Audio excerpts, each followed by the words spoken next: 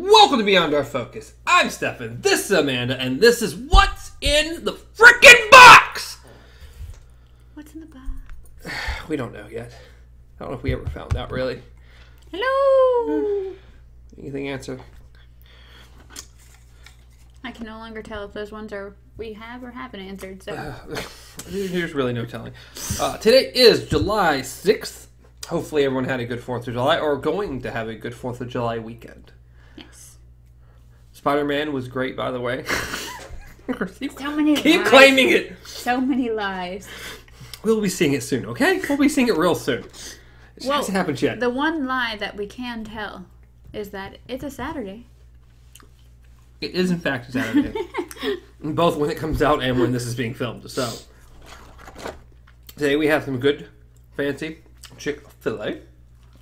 Mm-hmm. I'm a big fan The of. tea is warm. The tea is warm. A little warm? Yes. Which is fine. Some people can't handle warm tea. Those people scare me. Okay. I'm terrified by those people. Recently got back from seeing Avengers, the re-release. Yeah. I don't really know if it's considered... Oh, it is. It technically hasn't left theaters, Yeah, but so I don't really know if it's a re-release. I feel like this replaced what was playing in theaters at the time, because the old version isn't playing, so this is playing. So, hoping for a good, solid weekend. Yeah. I just desperately want it to beat Avatar. I think it would be amazing. Just because it's an achievement of a movie. It's an achievement of a series of movies. Yes. Where Avatar was just a single movie. That was good and all, and I enjoyed it, and I'm looking forward to whatever sequels they do. But made so much money banked on because of... films in the making. Yeah. This was insane. It deserves it more than I think any movie has ever deserved. Yes. And not only that, but even just seeing it for me, this was the third time in theaters. Me too. Third time. But I saw it once on Netflix, I think, like that. Maybe. No, not on Netflix. I'm thinking of Infinity War. My bad. I thought you saw it on Netflix. Yeah. I'm pretty sure it's not on Netflix yet. No, so yes, third time in theaters. And it's like, even seeing it for the third time, even if they had nothing extra, anything, no promises of anything, just seeing it last hurrah, it was worth it all over again. I enjoyed it this third time more than I enjoyed it the second time. Yeah. And I think because I saw it so close to the first time, the second time, it was only like 2 or 3 days later, and I re-saw it, and it was good. But I really enjoyed it this time. I think my problem with seeing my second time seeing it was a totally different atmosphere. Like, seeing it when I did the second time... Nothing beats. Yes. When we went and saw it, IMAX, Thursday night, people were freaking amped for that movie. And nothing beats that. Nothing beats a good crowd. They're really happy. And everyone gets to freak out together at the things that happen in the movie. So, they cry together. Yeah. Some people was wailing. Yeah, I was very upset. They were very upset.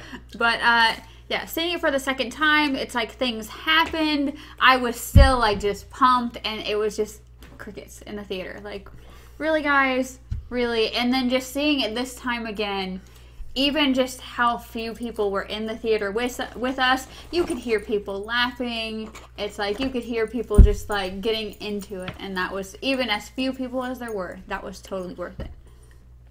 It was so good. It was so incredibly good again. Yes. We did get our second poster. We got a first one when we saw it the first time, and we did get a second one today. I don't know if the camera picks it up, but way down here it says, "We love you 3000." Which is how they ended this movie. Oh. Because if you didn't go see the re-release, there's not really anything. There's a little intro thing by one of the Russos that just says, "Hey, look forward to after the movie." Yeah. And you get after the movie, and there is in my opinion, kind of a bad deleted scene they show you. Yes. But the main thing they give you is this awesome, like, 5-minute thing about Stan Lee and his cameos. And it's like, it wasn't even like, oh, this is a documentary about the life of Stan Lee. No, this is literally a compilation of all his, just how he felt about his cameos, how he felt about his movies. It wasn't like a big, long interview. It was just like seeing him so happy, seeing his dream come true, seeing him with the cast members, even and from the beginning movies all the way to the endings. and just like it made like I teared up. It was beautiful. Great. And then it literally ended with it's like Stan Lee, we love you 3000. Yes. I mean, even if the movie itself hadn't been worth it, even though it was, but if it hadn't been, that thing by itself was like, this is fantastic. And you know, sometime in the next week or two, it'll probably just get put online. Yeah. But just seeing it. It was so good. Because when we went into this, we're like, okay, there's going to be a note from the director, which was literally enjoy the end of the show. And then it was, a deleted scene was going to be added in and a clip of the new Spider-Man. And you're like, okay, that's fine. You go through the movie again, you have all the like heartbreak, the action, just you're built up. And then at the end of it, it's like they literally just slam you with it. It was like, oh, here's some things. And I was like, bam. And just getting all that emotion right after seeing the movie again, you're just blindsided with it. It was amazing. Yes, it was great. The movie was once again fantastic.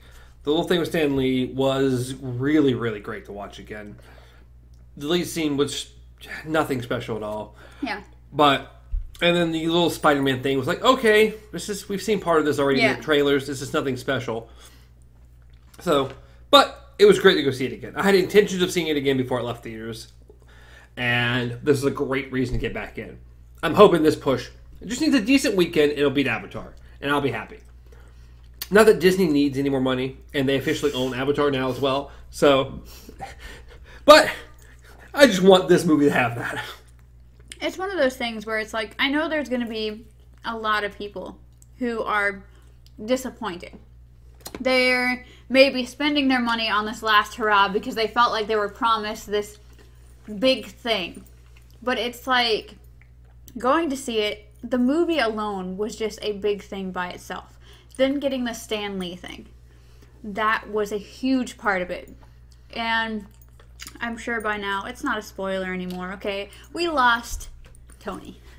And so, knowing that Stan Lee is gone as well, it just felt like a double loss. And then getting hit with that big just... It was beautiful. It was a beautiful moment. And then... Sure, the deleted scene was crap, and the Spider-Man thing was plus, for me, that was a good thing. I didn't want to see any more Spider-Man.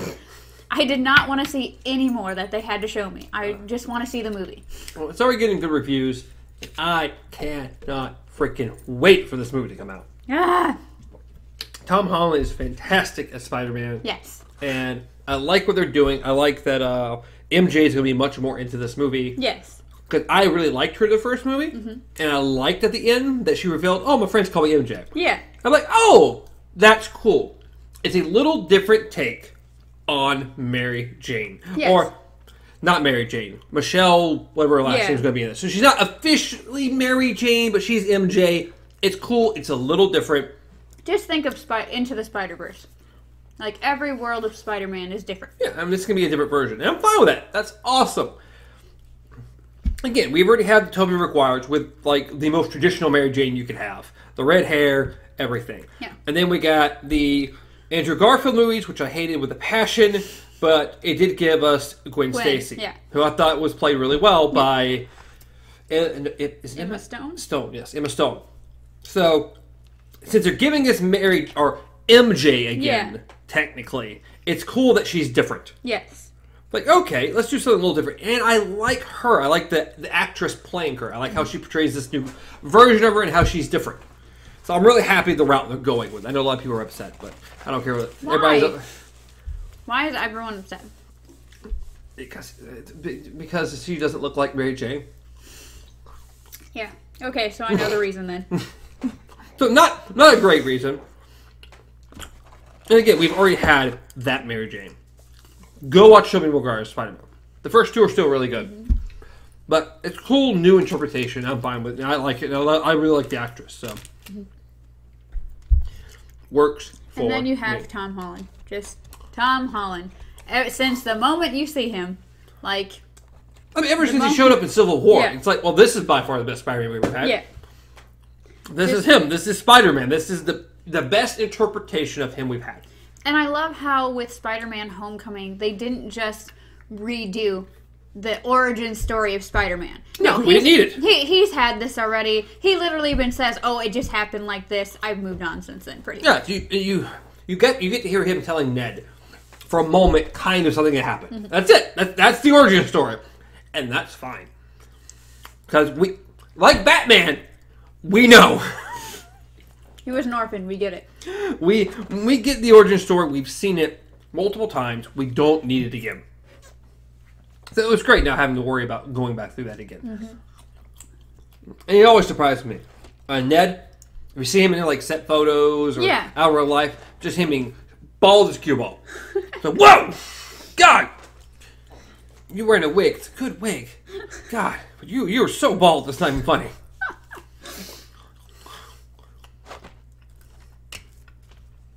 Enjoy some Chick-fil-A here. I'm just munching some French fries. What was we going to talk about? Arrival! Finally, I got Amanda to watch Arrival. Yes. Basically, because I had to buy it and we had to sit down and watch it. But it's been watched now. Yes. I was a little far behind. I kept seeing it places, but I didn't commit to it. And then finally it was, okay, we're watching it. If you haven't seen Arrival, there's going to be spoilers ahead, just so you're aware. If you have, awesome. If you haven't, please go see it. Just leave this. I don't even care if you don't watch it. Go watch Arrival first, and then come back. Because we're don't come back. Just go watch it. Whatever you want to do. As long as you guarantee that you watch it, you don't have to come back. Just go watch it, because it is really, really well done. I really like it. It's one of my personal favorite Alien movies. Personally, I think it was really phenomenal. Yeah. And the twist in it is really phenomenal. So, that alone. Could you imagine if you watched the movie backwards, like in reverse? Have you seen Memento? Have I? It sounds familiar. I don't know. Have you? I'm asking myself, okay? As I said, it sounds familiar. Guy, short-term memory loss, looking for the person who killed his wife. That's what it's about. Made by Christopher Nolan. Even if I said yes, it could mean that I saw the trailer at some point. Well, that's another movie. Now you need to see. I own it though, so I don't have to go buy it. Got a whole list of stuff we're gonna get around to. It is pretty phenomenal. But Nolan, I love Nolan. Period. Favorite director of all time. I really love what the man does. So there's a movie that's kind of like kind of similar to it. Do you remember the movie Vantage Point? Vantage Point. Yeah, where they showed the movie from a bunch of people's vantage point. Yeah. It was okay. Well, there's a movie that the name of the movie is A Time. I can't remember what time, but it's just a time that all the incidents share in common. And you go throughout the movie, and it's not like Vantage Point as in you don't literally see the same scene over and over again. It's just different events happen, and by the end of it, you see how they're connected. I can't remember what movie it was. It was actually really good. I'll have to look it up. But I do not know. A series that really played cool with time. We only watched the first 3 or 4 seasons. Was 24. I remember the name. I don't remember where I watched it. We watched it again. Each season has 24 episodes, and every one is it's an hour long. Because an hour takes place in their world. So you literally, the whole series takes place in one exact day. That's the whole point. It's 24 hours. You watch the entire thing unfold. Wow. That's cool. It's a really different way of doing a show. But it's really cool. Like I said, I don't remember how many seasons they actually had. They had like 6 or 7 or something. Or 5 or 6 or something. But we didn't get through all of them. But so it was a really cool concept. A movie that a show that I had started watching, but I don't know what happened with it as far as like if I just steered away because I was watching other stuff or but it was the show Touch. Oh, that was really good. Yeah. I think it had 2 seasons. Really cool show. I remember... Same guy that played 24. Yeah. Yeah. That's why when you said 24, my brain went directly to Touch because it was the same guy. Yeah, we watched it because it had one of the reasons because it had him in it, and it was a pretty cool idea. Yeah. But I can't remember exactly the premise the kid was able to... Because of what I believe was pretty much considered autism, he was able to see patterns in time. Like, he was able to see the waves that connect people and how they interact with each other. Like, if his dad needed to be somewhere to stop someone from doing something or to make someone do something, he was... Kind of reminds me of... God, I don't remember... I know I only saw a few episodes, but it was the guy that got the paper from the future every day. Daily Edition, or... yeah, something like that. I don't remember the name of it. Yeah. I just remember that was the concept. Yeah, it's... So he had to he was trying to prevent things that were going to happen the next day. Yeah, he had a cat that would sit on the newspaper all the time, and he'd open the door and then take the newspaper. And there was his, not sidekick, but someone who at least knew what was going on in his life was a blind woman. It's been a while. Yeah. I want to say it's Daily Edition. That was a good show. I remember watching that on TV. I know I've seen a few episodes. I don't think we ever saw a season or anything. But I think I caught a few episodes, like, before the streaming thing was a thing. Yeah. So, one of those things like, oh, if you didn't catch things when they came on, well, you just didn't catch them. Mm-hmm. Now you probably could. Yeah, easily go back now. Yeah, we're just going to review old shows. I think that's all we're going to do from now on. It's just going to be the channel. What do you do? We should review retro stuff. Daily Edition was really good, though. It's like, I really do miss shows that had just interesting concepts behind them. It's like, most shows nowadays, they're either recreations of something else, or it's a concept that's been done a million times. Like, how many cop shows do we need to have? How many Law and Order shows do we need to have? How many military shows do we need to have? It's like... Well, that's why when you find unique things, that's when they really stand out. Yeah. When you find something like Stranger Things. Yes. Oh my goodness. It's such a new... Talking about retro. Yeah. It's based in the 80s, but it's different. It's new. There's a cool concept to it. I mean, it's like, even I think it's based off a book, Altered Carbon. I love Altered Carbon. We're going to get a second season, I think. But it was just really, really cool concept. Again, like I said, I think it's based off a book, but seeing it on screen, just a cool, futuristic stuff. And anything that has sci-fi in it, I gravitate way more towards it. Who? Was it you I was talking to, or just something that I read? I don't know. You'd have to go further than that. No. It was someone, you know how on Facebook, or pretty much anywhere, how they have the posts of people who are like, hey, what if this happened? And then they take, like, a show or something and just, like, or how we did with the Gunslinger. How we just sat here and came up with an entire how to do the seasons and stuff like that. The one I saw was a sequel series to Quantum Leap. Where he actually has a daughter or something, and she finds his research and stuff like that, and actually builds the same machine, and yeah, I think that would be really. Well, there's a lot of cool old shows that would done right and correctly and cared about could really.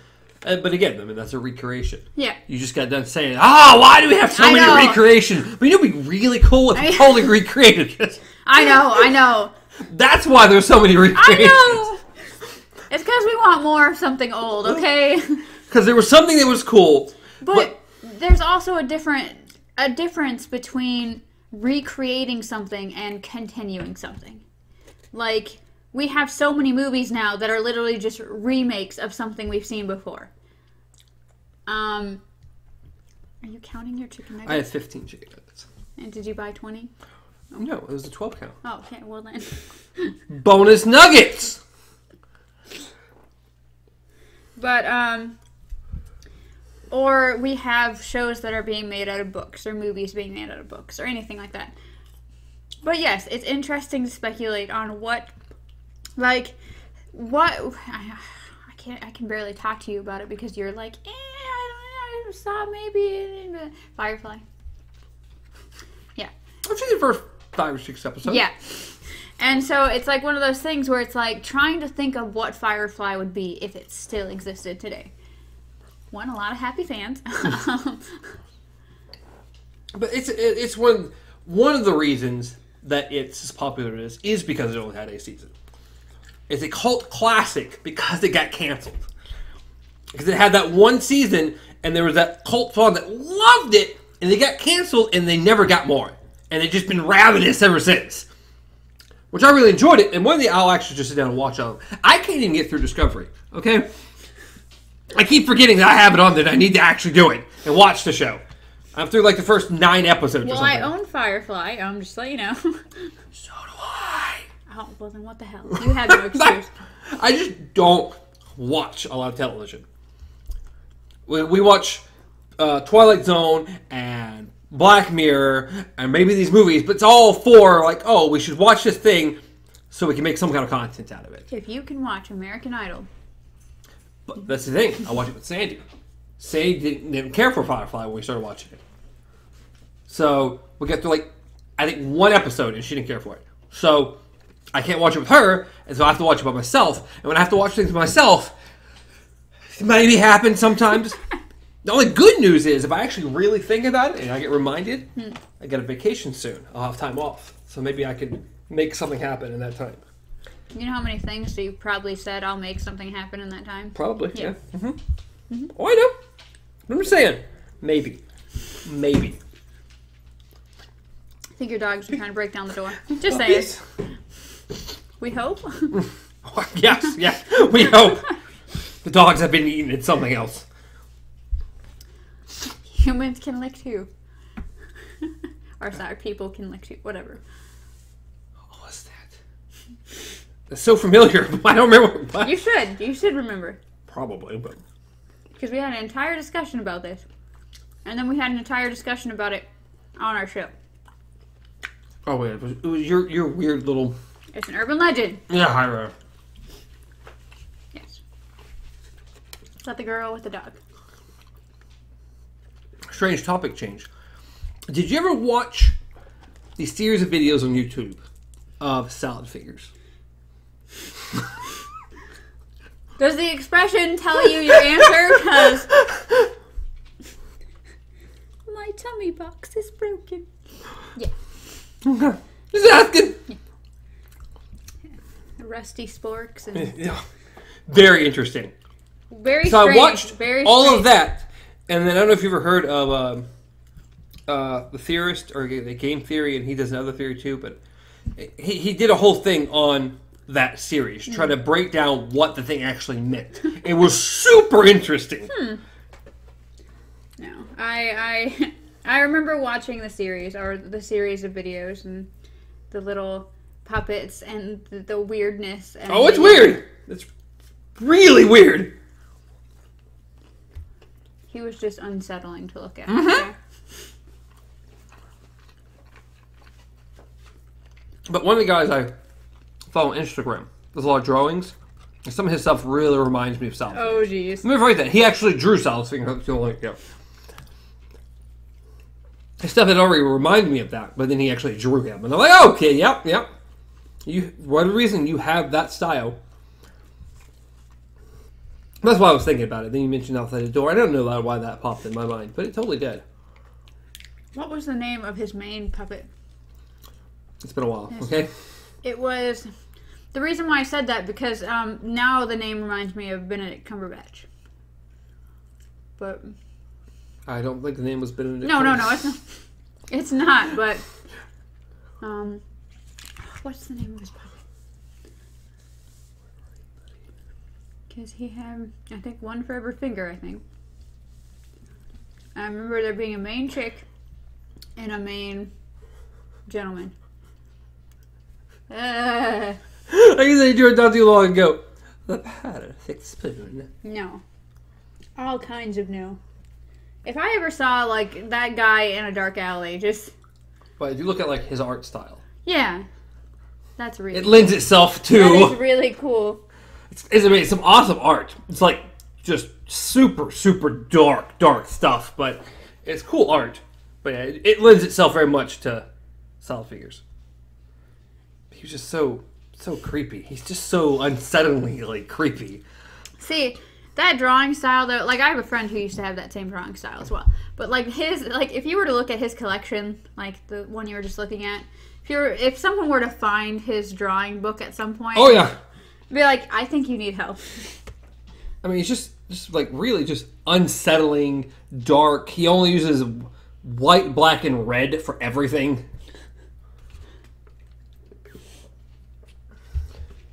They have a Salad Fingers Wikipedia page. I'm sure they do. Of course they do. Why wouldn't they?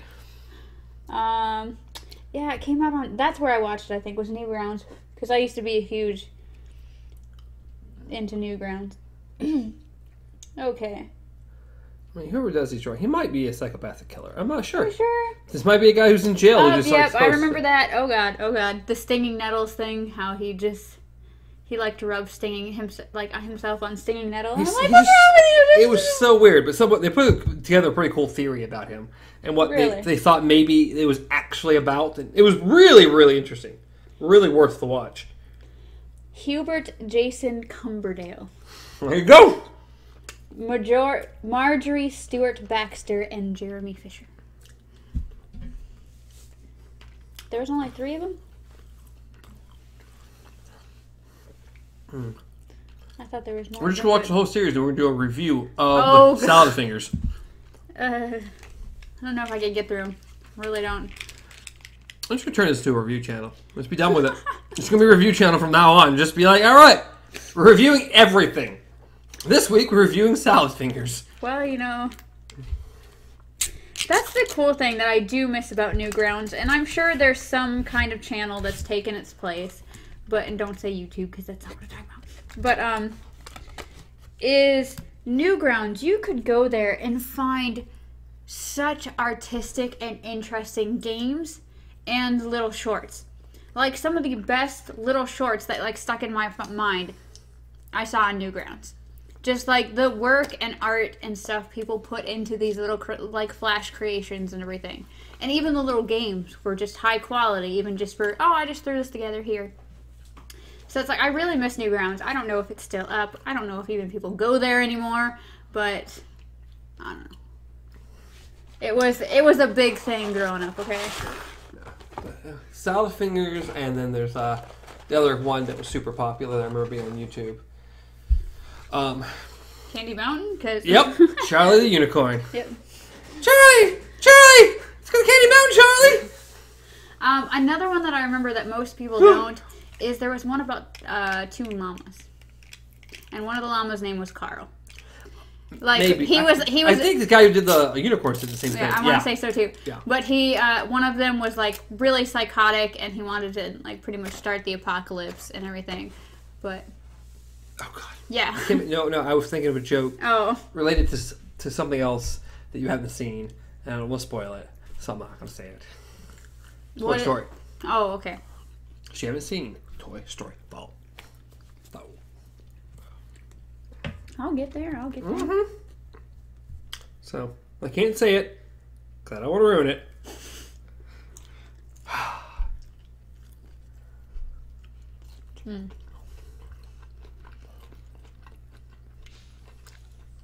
This is the ASMR munching part of the... Mm-hmm. Got the food with sometime. I will ask this one question. Is this one going to make me cry? Because all of them have so far. I mean, there's always certain scenes that are a little more emotional. This one's not 3, though. Okay. That's good. No, because, 3. Holy cow. Whew. Everything from them, like, in the furnace thing, like... Oh, that's, just dark. There was some, I was watching something. They were talking about, someone had edited Toy Story 3. And then got his mom and sister to watch it. But they just played the whole movie up to the furnace scene. Mm-hmm. And they cut the black, put the credits there. It gives the impression that they all died in a fiery pit. Wow. How'd that go? It makes it... I haven't actually watched the video. Oh. But it's just... Imagine the movie ending that way. Just them all hold hands, and at the last second, it just cuts to black. And the credits roll. And it's think at that point, see, the one thing is I wouldn't trust it, because then I would just be expecting it to be another, oh, it's a Lord of the Rings or a whatever. It's just going to be in the sequel. It's going to be in an Infinity War, okay? So I would just expect it to pick up the next movie. No, you wouldn't. I wouldn't, yeah. No, you wouldn't. Not with Toy Story. It's the third one. It's the final one. Yeah, because they kill them all. Or at least they died together. They did. God, Toy Story is so great. So this one doesn't quite hit on that emotional level, but there are a few scenes that... Yeah. It's really good. It is really good. I very much enjoyed it. Yeah, that's one I have not seen yet. I can't remember what else we've seen. We've seen, not you, because you've seen everything. Yeah, I've just been going to the theaters by myself, so I can watch stuff. The movie I haven't seen that I plan on watching, and whether Sandy wants, I think she wants to see it. I may try to get her to go see it tomorrow. Is Yesterday.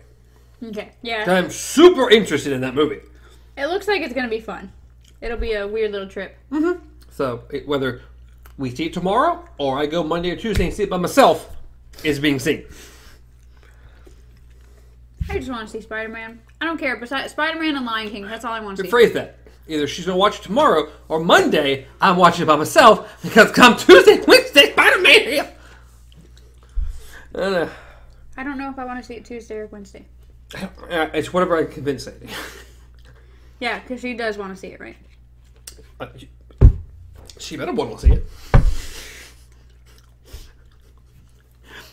Doesn't have a choice. We watch Spider-Man. God. It's weird because I know people who... I know people too. Are you sure? No, not really. Really? You and Sandy, that's it, all I got. Yeah. But, it's like, I know people who really like the MCU. They've seen all the Avengers movies, everything like that. But don't really bother with the Spider-Man movies. We know one in particular. But I've seen other people, or talked to other people, where it's just like, oh man, Avengers this, Avengers that, like Iron Man this, Iron Man that, Spider-Man. Like I've talked to so many people. Oh, I didn't even see Homecoming. Well, why not? Not that it's really part of it, but I haven't seen Into the Spider-Verse. Well, why not? It's not a part of it. Either way, it does not matter. It's phenomenal. Yeah. I mean, it's fantastic, but it is not a part of the MCU. Just saying, as far as like this Marvel superhero but movies it's go, cartoony, that's why. Come on. I don't care. And then of course, like, oh, I can't wait. I'll see it at some point.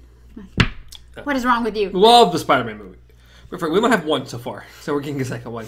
As far as the MCU version of Spider-Man, but I also know people who don't care for the MCU version of Spider-Man. Don't care for Tom Holland's Spider-Man, and I'm like, I don't know how.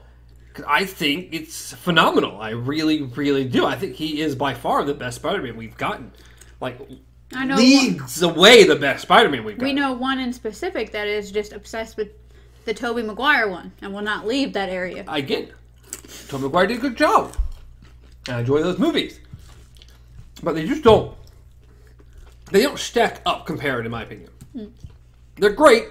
They're good movies, especially for the time they were great. Yeah. And they're still entertaining, but it's just like... I really feel like this is a more faithful recreation of what Spider-Man is supposed to be. Yes, he has more tech in this one than he normally would have, only because they introduced him kind of with Iron Man, and that's why. But Tom Holland as Spider-Man is just phenomenal. It's not only that, but I mean, that's the thing, is they gave him tech. He doesn't have some superhuman ability to shoot webs or anything like that. Exactly, which he wasn't supposed to have. He's supposed to be really smart and made his little spit, all this stuff. I mean, he's supposed to be a smart person. He wasn't supposed to be integrated into his skin.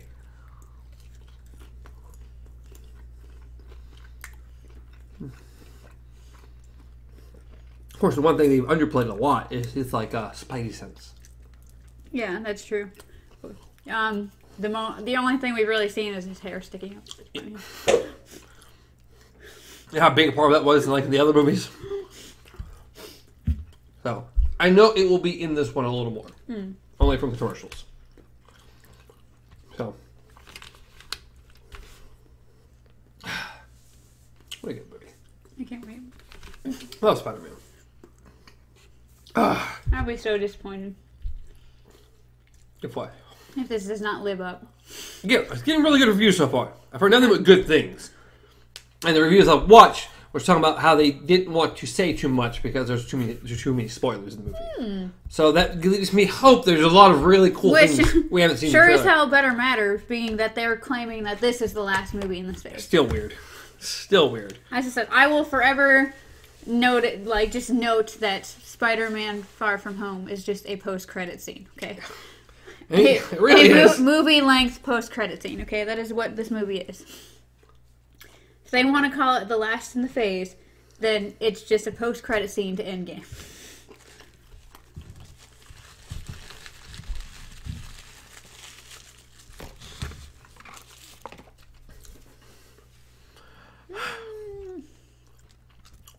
Well, so, I love how we started kind of on Arrival and then down the rabbit hole.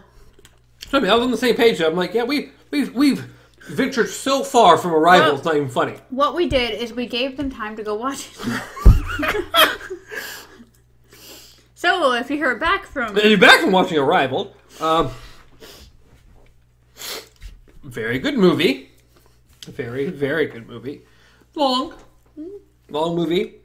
A little slow, but it's supposed to be. It's kind of the point of the movie. It's slow, and I need to figure the director's name because it's actually frustrating. I think the length helps it, though. It needs that time to build up. Yes. I mean, some movies do better because of that. This is the type of movie it's supposed to be. I mean, if you can keep me engaged when it's slow and I can still be engaged with what's going on, then you've really created a good movie. Yes. Of course, acting, great. On everyone's part, even the people we hated. I mean, Lois Lane and Hawkeye were great. Amy Adams and Jeremy Renner were great.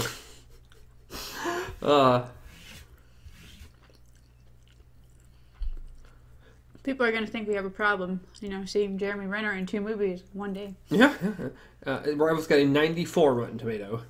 It was so good. It was so good. It's such a great movie. All right, that's of course, Forrest Whitaker as well. People also searched for Blade Runner 2049. Yeah, I imagine they would. Denis Villeneuve. Yes. Villeneuve. He's got a weird last name. Villeneuve. So Villeneuve. I guess. Denis Villeneuve. Very, very good. Yeah, she was great in it. He was great in it. See, that's the thing is, the only real...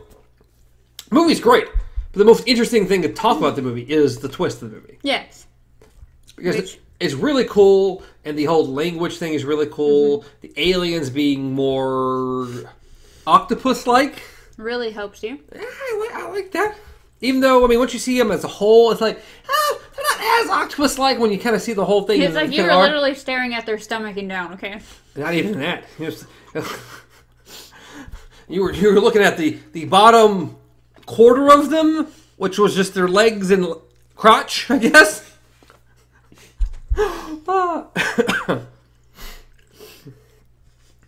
Well, that makes the movie creepy. Yeah. But they do have 7 legs, but even their legs, or certain ones, can open up and have that little... some more legs, I don't know, or fingers, maybe? It's interesting. They're interesting creatures. Phalanges. Do you know why I said that during the movie? No. The show Bones, at some point she has a kid. Yeah, so since she's so very literal of a doctor, she's all about bones and stuff. She's the phalanges. Very technical term. So yeah, that's why. That was a good show. It was until it wasn't. Yeah, well, that's how most shows go. Yeah. It really, really, really ran its course, but it was really good for a while there. Which is weird. It started off being about the science and solving things based on science. Yeah. And eventually just turned to just a cop drama. Yeah. And I was like, I didn't like when it changed. I don't know. I can't really. Well, I was gonna say. It was, to me, I found it interesting just to see how many ways they came up with the dead bodies being put different places. I get a lot of cool things. And the first 3, 4, 5 seasons were really good, but it just went on way too long. And of course, I had a favorite intern. Everybody has a favorite intern. Which one? My favorite is, I can't remember his name. It's been too long. But the one that ended up... Zach? Yeah, there you go. Because I think it was a lot of people's favorite intern. Because Zach was great. He was great. And then, yeah. And then, yeah. No! Yep. Why? Why did you do this? Why? And I even looked up, like, a while after that, like, when they started switching to different people, I looked up, I was like, does Zach ever come back? And they're like, oh, he's a scene in this episode when they go to visit him to ask him questions about who he worked for and stuff like that. Yeah, so it was just very disappointing. They brought a lot of cool people, though. I forget his name. The one awkward gothish kid, not gothish kid, but just, he was just very literal, like, not really literal. How do you say it? I don't think morbid's the word either. Very doom and gloom. There we go. I think you're talking about when they started just rotating like these 3 interns in and out at all times. I think so. Maybe. If that's the case, I know who you're talking about. But really tall, lanky guy. Yeah, I think we're talking about the same person. But the guy I really liked is the bug guy. I forget his name. Oh. Because it was Zach and him always together. Yeah. Always doing experiments and doing weird, wonky stuff. So they were great. The one that you're talking about the main guy, right? The main guy. Yeah, he's one of the main. Yeah, he's curly the one hair. that, yeah, he married. Angie eventually. Yeah, I can't remember his name for some reason. I can picture exactly what it looks like. Can't remember his name. Don't remember his name either. But yeah, they became like best buds, and it like killed him when he found out. Yeah. Yep.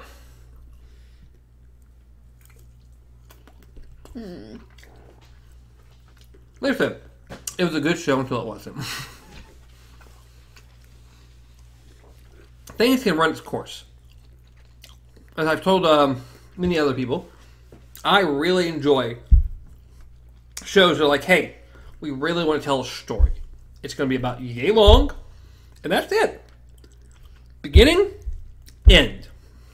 Instead of shows be like, oh, it's popular. Let's run it into the literal ground, bury it, dig to the center of the earth, and come out the other side. The Walking Dead. Like, it doesn't help that it's a comic series. I don't care. It's always they ran it into the ground. It's always difficult when something's based off a manga or a comic.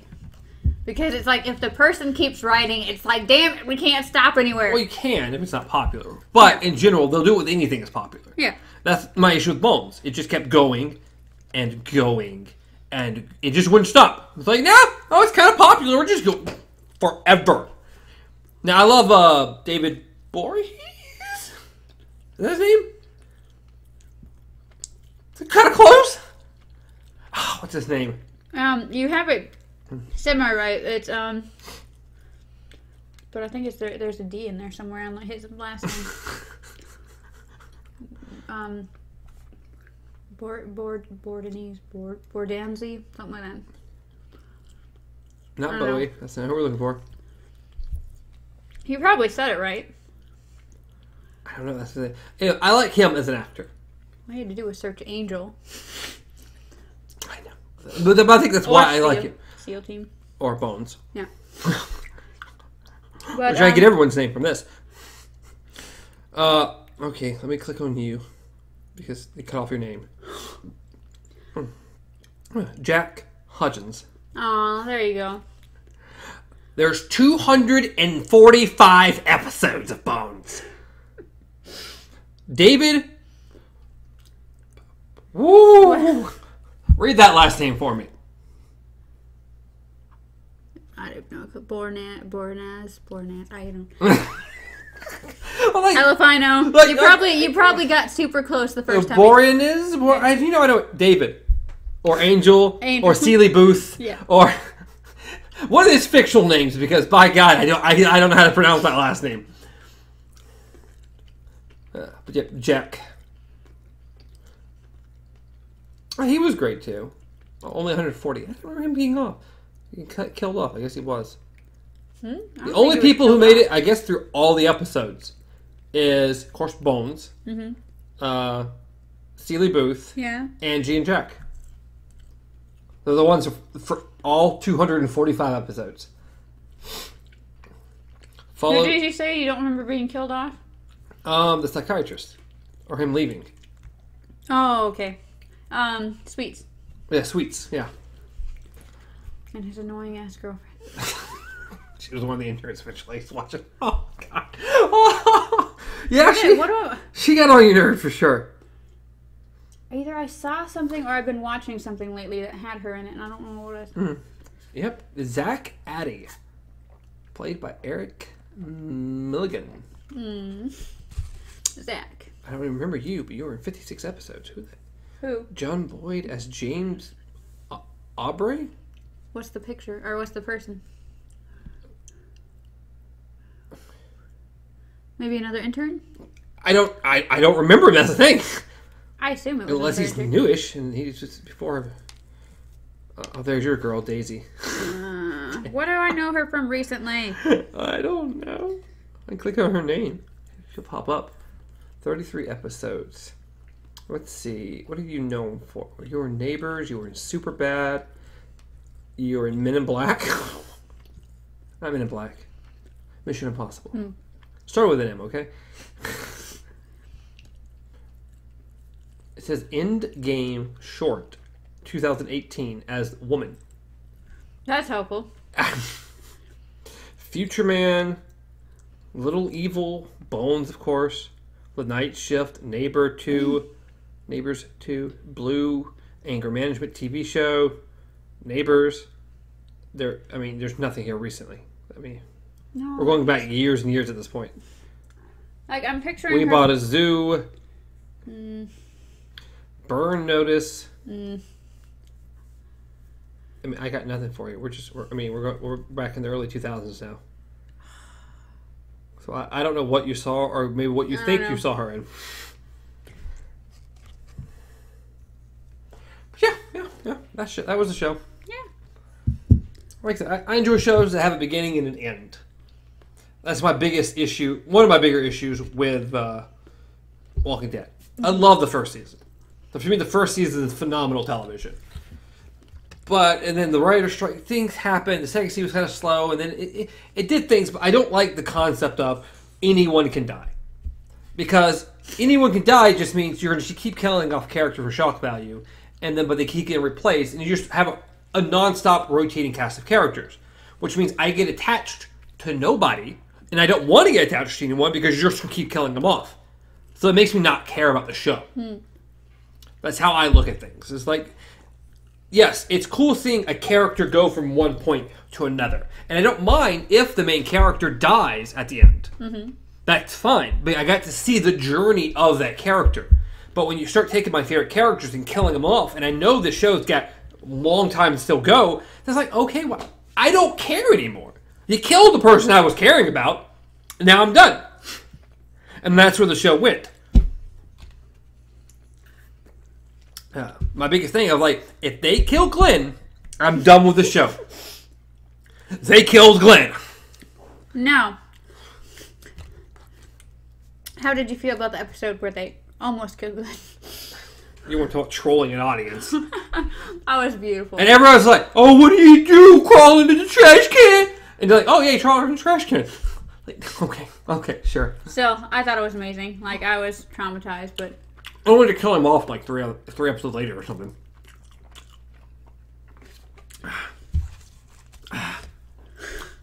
That show. All right. I don't know. I watched up to a certain point, but then, even them getting to... What is it? Like, there was rocky parts in the middle, but them getting to, the whole Negan storyline. Like, I enjoyed the beginning of that whole storyline thing.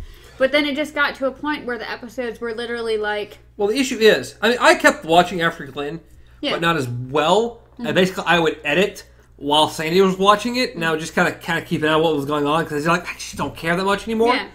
And the worst thing was they drug Negan out through 2 seasons. Yeah. And it was like, oh my god. And the bigger issue of the show is it's repeat over and over every season. Because the zombies got where they weren't a threat at all. So we just keep encountering new villains who keep doing the same thing through the season. Oh, we're big bad, we're better than you, we killed off somebody. Oh, we end up killing them. And we move on to the next baddie. And it's just like, there's no progression, there's no advancement, there's no... It's like no one's ever saved, the whole world's doom and gloom, it's done, everyone's dead. Yeah. Okay, I guess there's no hope. And without hope for anything, why am I watching this? And see, that's the thing, is that I liked when they entered Alexandria, because this was a town where all these people were not aware of the outside world. Where is it? Is Alexandria, that Governor? No, that was Woodbury. Alexandria was the main place afterwards. It's where they first met the whole Negan thing like that. But when they first got there, these people were just like, oh, we can still live our happy little lives inside this little area. Like, we're going across baking pies and stuff for each other. And, like, Carol was like, what are you guys doing? Like, and then of course she did her. I love Carol. But just her doing her blending in. I'm a happy mother kind of thing like that. After Glenn, yes, Carol very quickly became my favorite character of the show because for a while we had seen Carol's transformation through the show. That's what made her so great. Yeah, she started off as this battered, beaten, literally beaten woman. Yeah. And we saw her transform into one of, if not the strongest character in the show. And that was awesome to watch.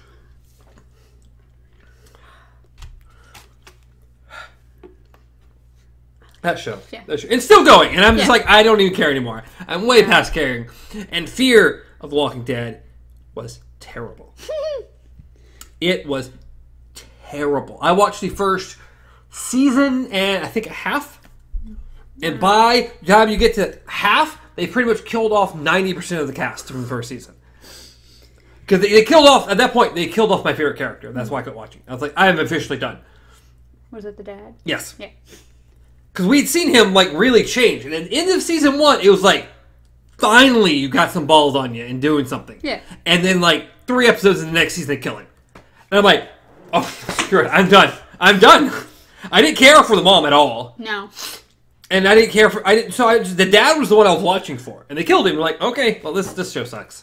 The dad was good, and even though it's kind of the stereotypical character to like, I also liked the son. I hated the son. The one that just went rogue. Not the spoiled little one, the one that started like doing really outlandish stupid things, but the one that literally just walked out and was like, I'm done with you all. I'd rather go play with the zombies. I didn't care for him, But, the drug addict?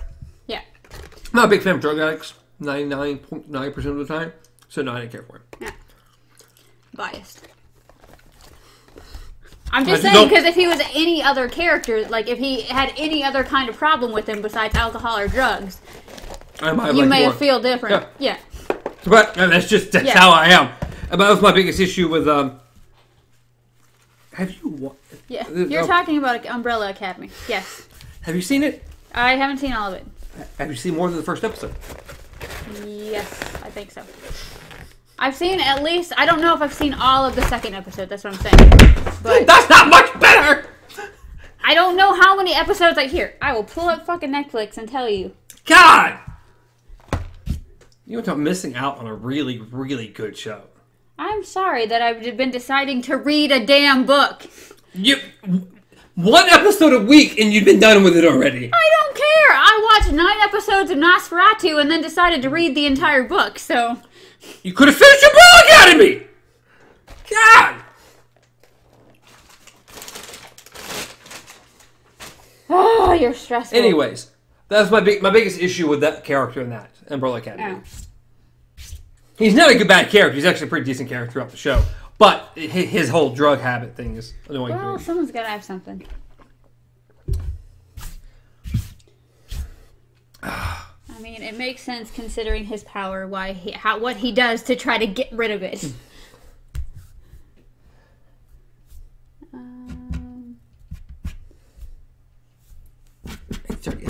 clean up the table.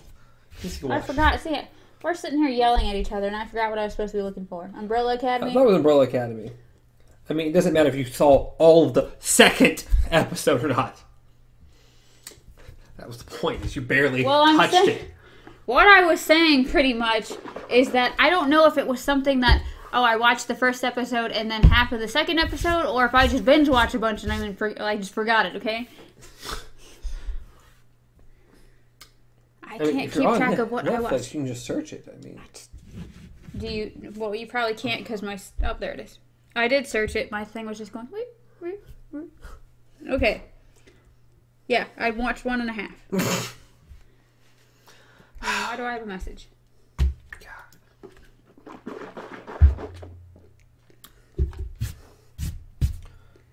The television podcast. Oh, they're talking about Annabelle. Oh, I didn't have any interest in seeing Annabelle at all. I liked The Conjuring. I can't remember if I liked The Conjuring 2. I remember liking the first Annabelle, if I remember right. But beyond all that, all the other side things that they've done, interest me not. I know. You're not a big horror movie buff. I was more interested in Chucky. I'm not at all. See? I haven't watched it. I am not at all. And then my sister said she saw it and it was terrible. Like, she hated it. What? The new Chucky? No. I had interest in it. But, I don't know, I like certain horror movies, so I'm picky. When it comes to horror, I'm picky. I know. I like what I consider good horror. I feel like most horror is just bad. Very little of it's actually like legitly like good or anywhere remotely original of any sort. So I've seen a lot more bad horror than I have good. Well, it also depends on your mindset as far as horror goes. Like, you're also very, I don't believe in anything. So it's like... But I can easily suspend my disbelief. Yeah. I love sci-fi, which also 90% of it's not real. But what were we talking about on our way to go get food? I think it was, or it was going to the movie, where literally I said something and the only response you had, well, I have the common sense not to believe it, so it means that this. But what were we talking about? I don't know. It had something to do. You got my what I said down perfect. But what was it? Because you're right, I did say that. I said that's exactly that. Yes. I mean, and I quote. Yes. And it was. What was it though? I don't know. What the heck were we talking about? Yeah, I didn't care for something because I had the common sense not to believe it. I don't believe it, so. But what the? I don't even remember what we were talking about. I have no idea. Because we were talking about movies at one point because we got into Godzilla and we got into like Kong, Skull Island, stuff like that. Yeah. But I don't remember at any point why we would be talking about horror stuff. I know. I was talking about things trying to make a movie franchise and stuff, but I brought up the vampire stuff, but it wasn't about that though. Are you sure? Yeah. It wasn't about like don't give me that face. You didn't even know what I was talking. All you knew is what I was coming back to me, okay? But we were talking about Dracula and I miss like a good vampire something. When's the last time we had a good vampire movie? Like a legit vampire. Not sparkling vampires, but a real vampire movie. Interview with the Vampire? 25 years ago, whatever it was. Like, when was, like, legit some kind of meat Blade?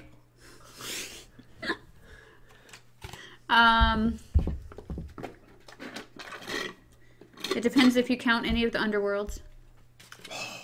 The first one had, like, that was kind of cool, and then they just drove that into the ground. They're about as good as the Resident Evil franchise.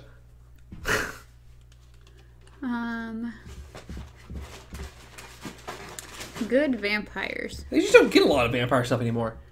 Well, it's because people got burned out, and then you had Twilight, and that didn't help. Oh, I killed it. I killed it all by itself. I don't know. It's just kind of sad. I like vampires, but we haven't had a good one in a while. Like a legitly good one. You should watch Nosferatu. I don't know what that is. You've mentioned it twice, and I don't know what it is. No explanation, huh? Cringy. It's cringy. Well, what does that mean? It's just cringy, as in it's not your normal take on. I don't even know if you'd consider it vampire, but well, I mean, I would also consider Angel to be cringy, but I loved Angel. Oh. Did you watch any? I watched all of Buffy, and then I started watching Angel, and I gave up. I've seen like 2 episodes of Buffy, but I've seen all of Angel. Yeah, I remember like actually watching Buffy as it came out. No. I really, really liked the redhead chick, the witch from Buffy. Yeah. Because I think one of the episodes I saw had her like dealt around her going evil. Yeah, Willow going evil. So I remember that. I'm like, she's awesome. And then she appeared on Angel at some point. Oh. But no, I love Angel. I loved how she was at one point dating Seth Green, and like in Buffy, and he turned out to be, I think, a werewolf or something like that. But yeah, I mean, I always wanted to watch, and we started Buffy one time. I think that's the other episode I've seen. We watched like the first episode, just never got any further. Because Sandy has to be really interested in it, otherwise I just don't tend to watch all that stuff. See, I can't remember any of like I remember the beginnings of Buffy. I remember when she found out she had a sister, and how her sister got involved in Jessica things. Jones. And then I'm pretty sure it's that actress. I don't know. I don't think so. I think so. I don't think so. Well, I could be wrong. I'm not saying I'm right here. I'm just saying I thought. No, I don't believe so. I could be wrong. I'm just associating these 2 people for some reason. Because I can picture the girl's face. I want to say she played like Michelle Trachtenberg. I want to say That's a fun name. I want to say she played like like an old Harriet the Spy kind of thing, like that, like when she was younger. Euro Trip. Okay, no. Are you talking about like Dawn? Yeah, Dawn. Oh, okay, no, that's not. I was talking about someone else. Oh. Didn't the girl plays Jessica Jones play in Buffy? Or am I just wrong? Am I just thinking of a different actress that I thought resembled? Maybe.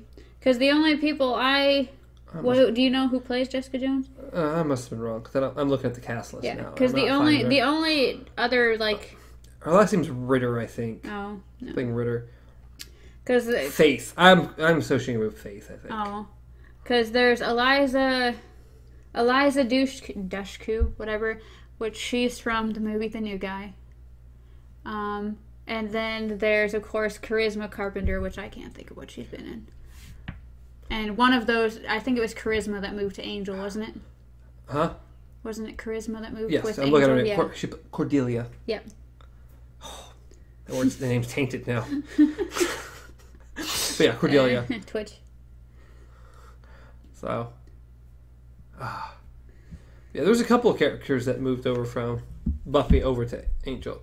Cordelia being one of them. What's the guy's name? I was pretty positive. Wesley. Yes. There we go. Whew, that was hard for me. Wesley. Aren't you staring at their names? No, I don't see him. That's what I'm saying. Oh, I don't okay. see him on here, so I wasn't positive what his name was. I don't. How much did he play in Buffy? Because I don't see his name at all in here. Wesley? Warren. I'm not seeing. He must have been a small character because he's. Unless I'm just completely overlooking him. Wesley, right there. Alex Dennis of. Oh, Dennis way down at the bottom. 9 episodes. I have mine in scroll. So. Well, mine was in according to how many episodes okay. everybody played in.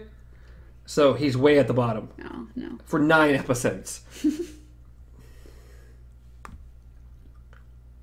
So yeah, he wasn't a big part of Buffy. Spike.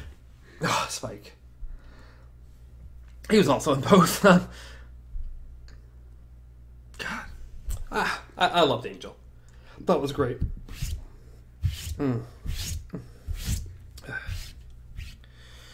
Really, really, really good. What the hell? But yes, it also, like I said, Buffy and Angel both have like very cringy things. Yeah. Or I don't know, they're like horror drama, whatever they were. Just They have their own amount of cringe to them. Yeah. But sorry, Chad messaged me saying he was on his way. And I was like, did you not get my text? And he just said, yeah. It's off a little earlier, huh? I guess so, but the thing is that why would he let me know that he was on his way if I'm not there? I don't know. Like, what did you not read in my text? I'm confused, but... No, we did it all together. Yeah, I guess so. But I love the Angel. I really do. But no, the premise of Nosferatu is pretty much a girl has this gift of finding things, and how she does it is if she's trying to look for something, she has in the show it's a dirt bike pretty much, and if she's thinking about what she needs to find, a bridge appears, and by crossing it, it takes her to wherever that thing is. And so pretty much aliens. Yeah. Aliens. So the premise is unbreathable atmosphere. The premise is pretty much that you have that people exist in the world with certain gifts or abilities. Mutants. Sort of. Maybe. I don't know what you want to call it. But, and there happens to be a guy named Charlie Manx who has a Rolls Wraith with the license plate Nosferatu. And what does that have anything to do with vampires? In a sense, he takes kids from troubled homes. Any parents he views are horrible parents, neglectful parents. He takes those kids with them in the promise of taking them to a place called Christmas Land. And on their trip, he is an ancient ass man. And on their trip, he starts to become younger as the child starts to change. To what? I guess the closest thing would be a vampire, in a sense. I just thought of another show that I watched that actually is about vampires. I'm very upset. We have never watched the last season. I think we have it. It's very upsetting. Oh God! I was waiting, but you know, I kept being like, I don't remember the name of it, but it hurts me at the moment. What is it? I know what it is. Let's see. Vampire shows. True Blood. True Blood. Never watched it. Never really had any interest. That's the one. True Blood. The girl who played Daredevil's assistant, or the one he saves in the beginning. Oh. What's her? Her name. Anyway, you know what I'm talking about. The redhead. Yeah. She was also in True Blood. So. Wait, now that one's stuck in my head. Oh, I can picture it. So, but yes, True Blood, pretty cool. But I mean, those are like legit. It's very legit vampires. So. Isn't it? Is it True Blood that Anna Paquin is in? No. I don't know who Anna Paquin is. Oh, well, she's in some vampire movie or vampire show, but I don't think it's True Blood. I think it's the other one that came around the same time as True Blood did. Vampire Diaries? Yeah, maybe. Oh, God. I've not watched Vampire. Sadie did. Okay, so no, it's not True Blood. It must have been Vampire Diaries that she's in. So, I enjoyed True Blood. Again, very, very vampire. Very gory. Very, I don't know. I just really didn't have an interest in it. Yeah. It was just about vampires and lots of naked people. Yeah, that I kind of figured that much. The Shapeshifters did it too. The Shapeshifter. The Shapeshifters okay. as well.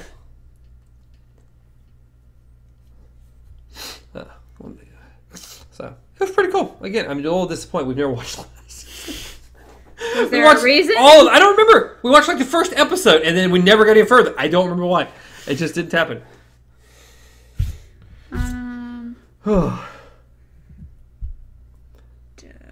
I'm trying to make sure What are you looking up there? Anna Paquin. True Blood. She was in True Blood. Okay. She played Suki. Oh, is that Suki? Yeah. Anna Paquin is Rogue from X-Men. Oh, yeah, it is, yeah. And she also plays the girl in Fly Away Home. Oh, is that her? Yes, All the same? That is. Well, she's really, really, really naked in True Blood. Rogue went rogue. She's really, really naked, yeah. Yeah. Just really naked? Almost Not partially naked, just really naked? Almost as naked as you could be.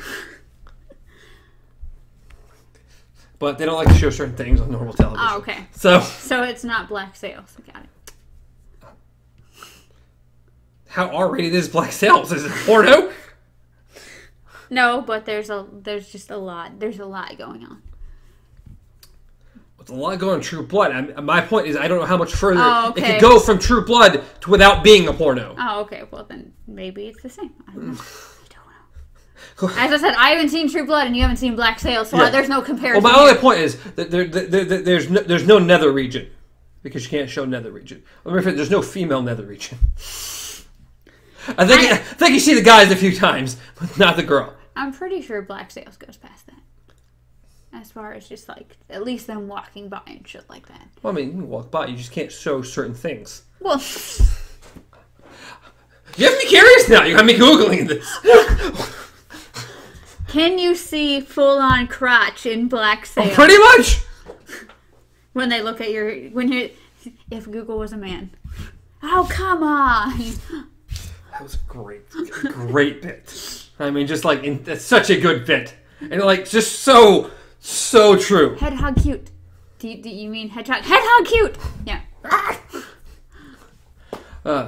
What was it? Climate change. Boom!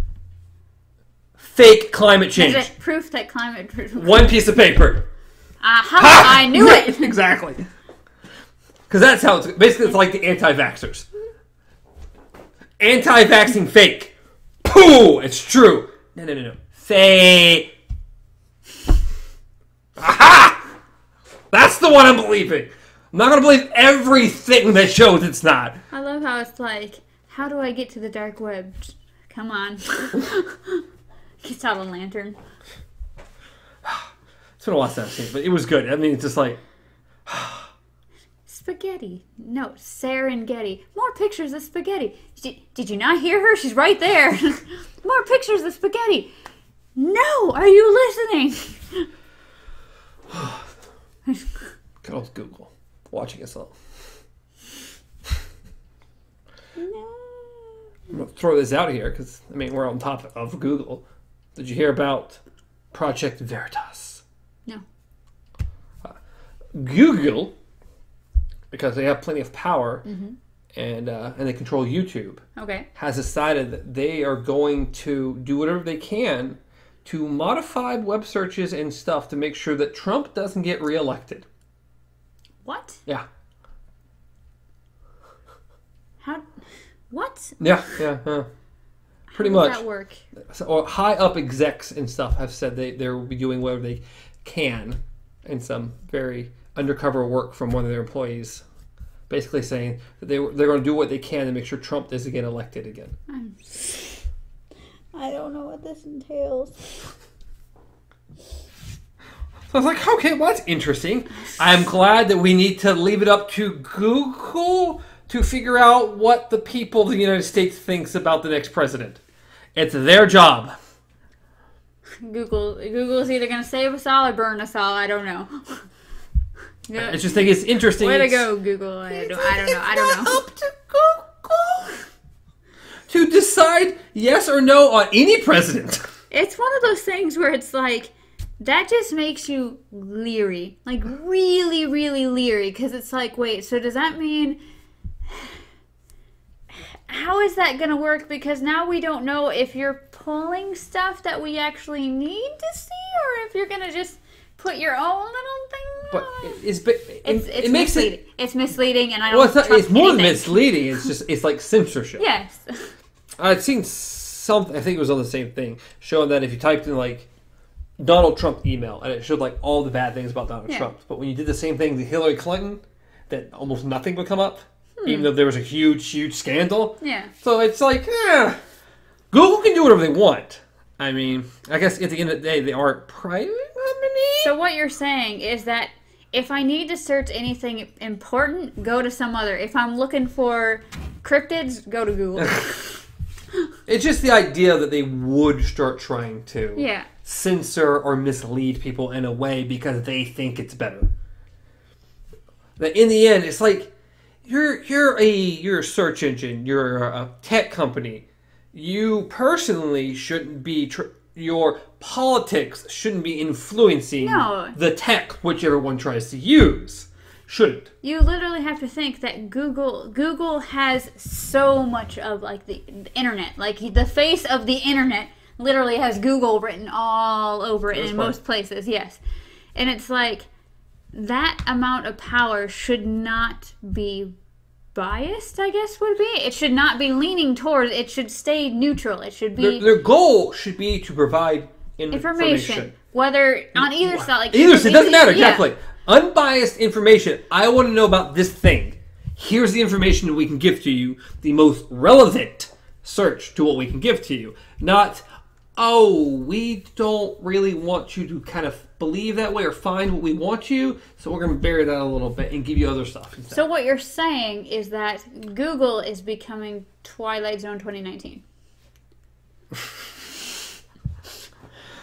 I think it's only telling you one side of the story. Well, since they do YouTube, was that if you're watching very much more right-wing stuff, instead of recommended videos being more right-wing stuff because that's what you're searching, they're going to recommend left-wing stuff instead. It's like, that's not your job, though. Why can't people just stay out of it? It's not your job. And it's like, God, I like using my Google browser, but you gotta go over and go to Bing. I don't even want to go to Bing. It's like you have to realize that you are pretty much the information hive mind. It's like people come to you to broaden their horizons, to understand where people are coming from. If you are no longer going down the center, if you are just splitting off to one path or the other, that means all the information you're giving, no one will ever know the other side unless they go somewhere else. That's what they want. I know, that's horrible. The thing is that when your politics lean one way, well, who cares what the other side thinks? Come on, there's no compromise. There's no good on both sides. There's this side's the right side because it's my side. Other side's bad. They're evil. Instead of staying gray like they should be, they're now turning black and white. Mm-hmm. And then only giving you one color. I mean, 99% of the people are gray. As far as your politics, nobody's politics leans, unless you're a crazy person, 100% left or 100% right. Yeah. And left and right has changed so much about who believes or what side or whatever. Everyone has their own personal opinions, and 99% of the people fall closer to the center than they do generally on like far extremes. Because if you're far on either extreme, you're pretty insane. That's where you get like white nationalists, or you get I don't know, whatever the extreme of the left side is, the super diversity socialist. The anarchist. So it was pretty interesting. The what is it called? It's a thing you can take with a whole bunch of questions that's kind of find where you fit on the political map. So Laura had taken it not too long ago and posted it on Facebook, and was talking about it and stuff. And I took it like 3, 4, 5 years ago, and it was interesting to see how much further left she sat than me. Because I'm almost dead center. I am like a hair off center to the right, which I know I fall a little more Republican than I do Democrats, but I'm just like insanely close to the center. I'm like down toward Libertarian, between center and Libertarian, and over a hair to the right. And Laura was down towards more Libertarian, but like a lot to the left. I'm like, I'm really curious to see where we differ on what questions got us to make that big of a difference. How she falls much more left than I do. Because I hold a lot of opinions that are very, very left. So I'm even surprised I'm as right as I am. Especially since when I think right, I think like religion. Yeah. And I'm like, well, not on that side. And I am I'm very much on the diversity. Yeah. I like good, equal for everybody and everything. And I'm not. So it's interesting. You're also very anti-human, though. So, I don't know. I want to retake it to see if maybe my opinions have actually adjusted. And maybe I do fall a little more left than I did before. But I don't know. It's something that takes like an hour or something to go through. But it's interesting. Like, this is kind of where I sit. But definitely way towards more libertarian. Like, can we keep the government away from things, please? You're like, I'm here. Can you just stay way over there? I'm much more on the side of, can we have as small government as humanly possible? I'm also on the side like, hey, could we just like maybe have like a flat tax for like everybody? No. I thought you were saying, can we just have a flat earth? No, we're not going to go that route. Because I like the idea of flat tax. It's equal and fair to everyone. Mm-hmm. And just make it where there is literally no exceptions. There's no exempting out of it. This is what you pay. Yeah. No matter if you make $10 billion or if you make $10. Just a simple, easy, flat tax. Then if you make more, you're still giving more, but it doesn't de-incentivize you to try to make more. No, because it's one of those things that even if this person is paying this amount, you're paying, your amount may be bigger, but it's equal to what they're paying compared to, like, so their income is this, their tax is this. Yeah. Your income is this, their tax is this, but it's like, it's the same because it's straight across. It's like if you go, if it's like 10% and someone made like $10, it's $1. But if you make $100, it's $10. So they're giving in as much as you make an entire year. Yeah. They're giving that much away. So they're paying a crap ton of much, but it's still a certain percentage of all their income. So it's not de-incentivizing. Because when people talk about, I got knocked into the next tax bracket or whatever it is, that's very de-incentivizing. Yeah. Like, maybe I shouldn't get married. Maybe I shouldn't have a combined income because we pay a lot less tax if we don't have combined income and all this stuff. So just not de-incentivize people. Or maybe even if you want to say, hey, okay, the super, super, super rich pay more. Yeah. Let's not make it like a drastic amount. No. So, I like the idea of just, hey, we all pay the same. But it needs to be like a low amount. The government doesn't need as much money as they get. Because they waste so much. And we also don't need the biggest army on Earth.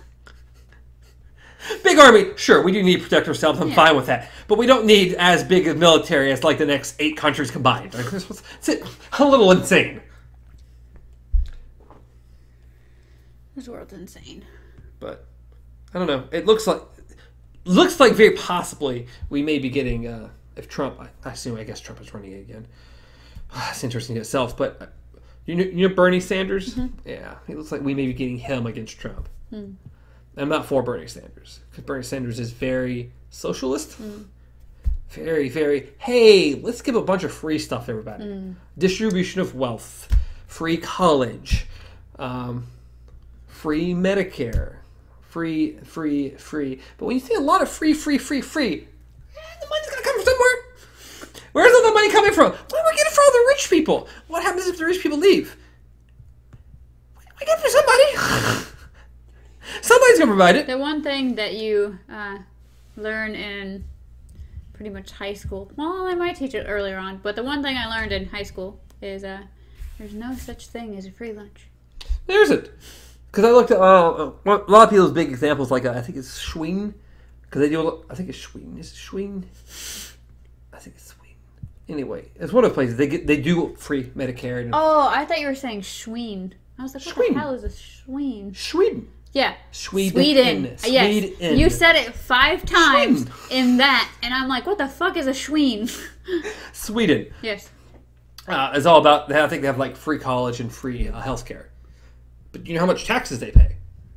I looked it up. 52% in taxes. So you're telling me you take more than half of everything. No wonder you can give away free everything because I'm still technically, if you free half my income right now, sure, I probably could pay for those things myself. That's half. Imagine you've lost half your income.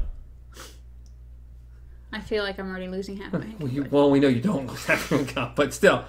I mean, we pay taxes. Taxes. I still think we probably pay too much, but that's not the point. Imagine if it was 52%. That's a little. It's like, but you get free education and free health care. Well, one, you can't educate everybody because if every person in the country got a college degree, how many college jobs are there to give all those people? Not enough jobs to provide to all those people. That doesn't work that way. You actually beat the shit out of the pumpkin, please. I hit it like 14 times. Okay. Bam. Good job. Way to use your brain. You have to. People have to work other jobs. They exist. We have to have people that do other things that don't involve a college degree. That's just how everything works. If we don't have that, then we're going to collapse. Mm-hmm.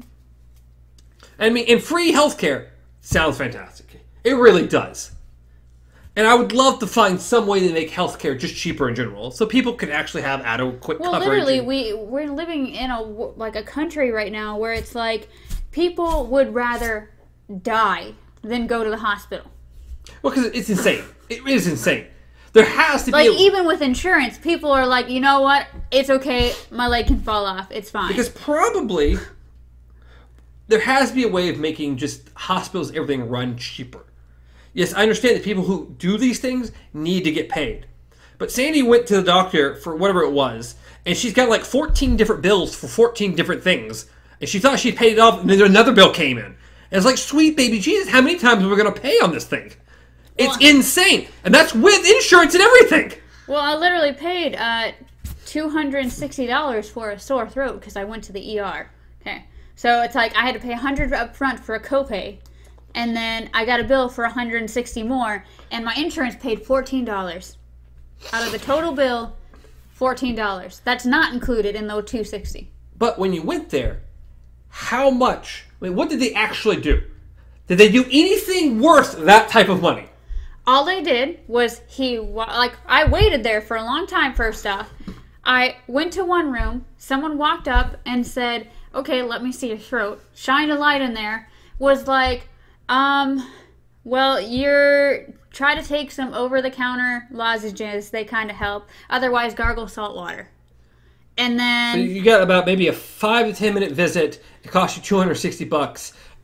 Yeah. Then I got sent to another waiting room where people were wearing masks because it was flu season and I was not. And I was like, this is great for them to hand me my discharge papers and then leave. Yes. Yeah. So there's got to be a way of fixing like that issue. Okay, you saw the doctor for 10 minutes. Okay, maybe that's $20. Because there was no reason for it to be more than that. Because I don't care. His time wasn't worth that much. There's got to be a way to figure it out that doesn't involve giving free healthcare to everybody. Yeah, maybe we can do some things and make things cheaper. Maybe make certain visits free. Like, hey, here's a checkup that we can do twice a year for free. Mm-hmm. Or something so we're not taxing everyone out the wazoo and we're not giving everything away for free. There has to be a happy middle ground. Well, it doesn't help, though, that we're still in a broken system as far as the whole point was that the cost of living is getting higher and we're not bumping ourselves up to meeting that cost. That's the next issue right there. Yeah. That's the next huge issue. It's like the cost of living gets higher and higher and higher, and instead of just growing with it, they're like, we're capping you. And that's what it is. Yes, I mean, when you look way back, way back, 40s or 50s or 60s or whatever, and it's like, oh, one person could support a household of people with one full-time job. Now you need 2 people with full-time jobs and maybe a second job to rent an apartment out. Yes. And that's just y'all 2 trying to live by yourselves. It's like, oh my God. It's like, it's so insane to try to live. And it's worse because it's like, okay, you 2 people are living in this apartment trying to get things done. You know what? You guys are in love. Maybe you do want to get married. Oh, well, now you're definitely sinking further down. Oh, you want to have kids too? Oh, now we can't help you. What's the thing is that you also go into like the whole, like earlier tax bracket and stuff. Well, when you make a certain now, well, maybe I can get food stamps. Maybe I can do this. Well, you don't want to get married because that might bring you up making too much. So you get one person with a full-time job, but there's someone else who doesn't have a job but can collect food stamps. So that brings in some extra money that way. And you work the system in a way that, okay, we can make it. But you shouldn't have to work the system because and it's so... And hope that you guys never get pissed off at each other and leave. Exactly. Well, you can't. Because either of you can live without it. So you're screwed that way. Because the one person who does have a job suddenly decides it wants to be somewhere else and it has the chance to move. The one person who didn't have the job but was providing food and stuff is like, well, hopefully I can find someone who's willing to do this deal. It is broken. I mean, I've heard, I listened to someone a little while back, because I'm not a huge fan of it either, But he explained it quite nicely. It's like, it's attractive. I don't know how well it would work, but he proposed it. Was talking about, because I think he plans on running for president as well. Okay. I forget his name. But I listened to an interview with him, and he was proposing universal basic income of a sorts. You know what universal basic income is? Yeah, so where do I feel... Wow, why do I feel like I heard this? So it's been proposed before, but he was proposing something smaller, like, hey, $1,000 a month to all adults. Every adult, period. No matter how much money you make, period, across the board, $1,000 a month to help with people. Yeah. Other universal basic incomes are a lot more. They're like, okay, well, what does this person need to live? Just live bare minimum, no matter what, that's what they get. Yeah. And that's an insane amount to try to give out to everybody. His proposal was $1,000. And according to him, that cutting certain costs and getting rid of like Medicaid, like certain things where we already give out a bunch of free money to people, if we took a lot of those away and we transfer all things around, that we would have to raise taxes and we could get that money to give to everybody. It's like, okay, that sounds interesting. If it works, if we're not raising taxes and the money's coming from things we're already doing because we're cutting certain programs that we don't need, okay, I could maybe get behind it because I'm not a big fan of giving things free because that money has to come from somewhere, and I don't like the idea of saying, oh, it's going to come from the rich. No, it's not. In the end, it's not. And if it is, then the rich ain't going to be here for very long because they're going to leave. And they can. Yeah, exactly. They can afford it. But it was an interesting proposal. Like $1,000 a month. It was like, hey, the question was asked, like, well, what about people who live in higher cost of living places? Would they also only be getting $1,000? Because that would not be worth as much as someone else living in the middle of the country. It's us versus people who live in California. Yes, California, where the cost of living is like 5 or 6 times higher than here. It's like, no one would be getting any more. That would incentivize you to maybe I don't want to live in California. Maybe I want to live somewhere else that's more in the middle of the country. That $1,000 would stretch out a lot further than living in California. So it may incentivize people to go other places, to live other places, that maybe the money might stretch a little further instead of trying to live in California. And then it's places like where we live, like, you know how useful an extra $1,000 a month would be? That'd be insane.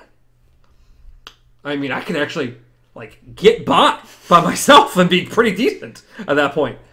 So it's like, it was an interesting proposal. And I'm like, if we didn't raise taxes, and you do exactly how you're proposing it here, I can maybe be behind it. It was an interesting proposal. It's like, I'd like to see it debated a little more. I'd like to try to form a better opinion on this. I'd like to hear more downsides or more upsides and see where I agree. Because free money always sounds great.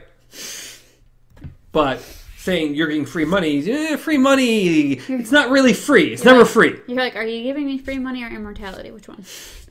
I'll take the immortality if you can do it. Immortality, but you're poor for the rest of your life. If I have immortality, I guarantee I can find a way to make money. That's the issue. No, that's the case. If you have immortality, you are forever poor. Would you still want to live forever? I mean, if I can't die, then I don't have to worry about food or anything at that point. I can make something work. Okay. And I'll feel everything else. So I can't be killed. Just because you can't be killed doesn't mean you know. I'll figure out. It's like when you deteriorate but don't die. 60-year-old body.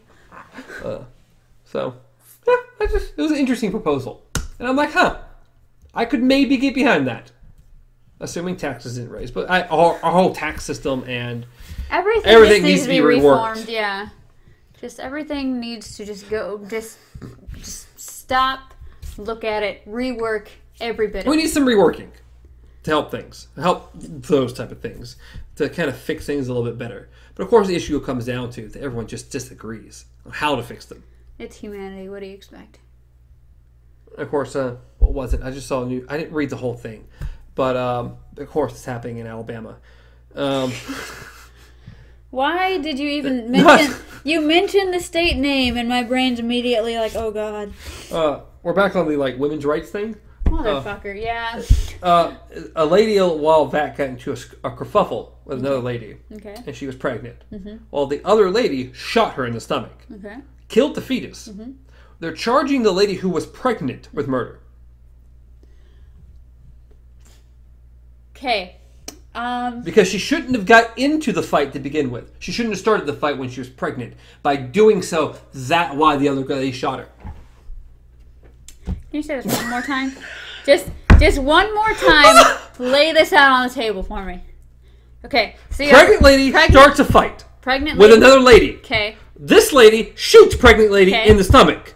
They are charging the pregnant lady with murder. What because she started the other one with? I don't even know. I didn't get all the way through the story. I need to watch the whole thing. Okay, so did pregnant lady survive? Yes. Well, obviously, if they're starting with duh. My bad. Yes. She survived. The baby died. So they're charging her with murder because she started the fight.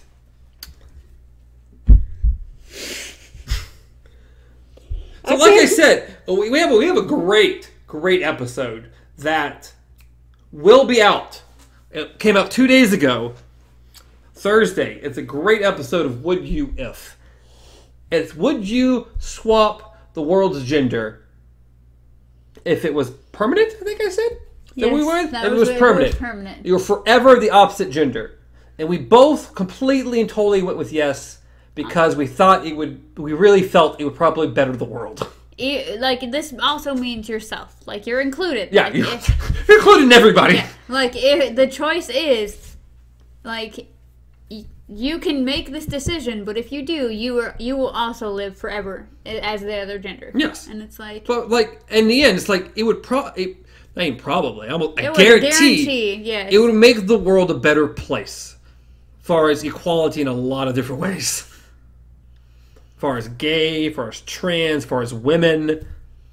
But we did go further from that. We did also propose different race as well. Yes, it wasn't the initial question, but by the end of it, it's like, it would also be a cool idea and a great idea to include race in there as well. Like you're any other race other than the one you were. So it's a lottery. Yes. You're swapping genders and a random other race. Yes.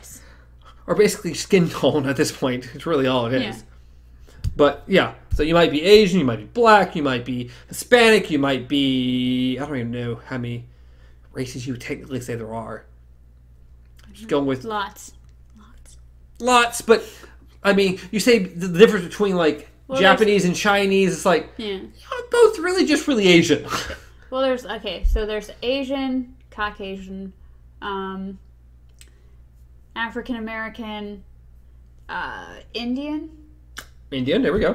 Hispanic, Native American, and So there we go. Sorry, any of the random when ones I said Indian the first time, I meant like when you said Arabic. Indian, I went with Native American Indian not like Arabic kind of Indian. Like you mean like India? Middle. India, Indian. Yes, Middle. The one's from India. Middle Eastern. Wouldn't that be considered? Middle Eastern is Arabic. Arabic. That's Middle Eastern. Oh, okay.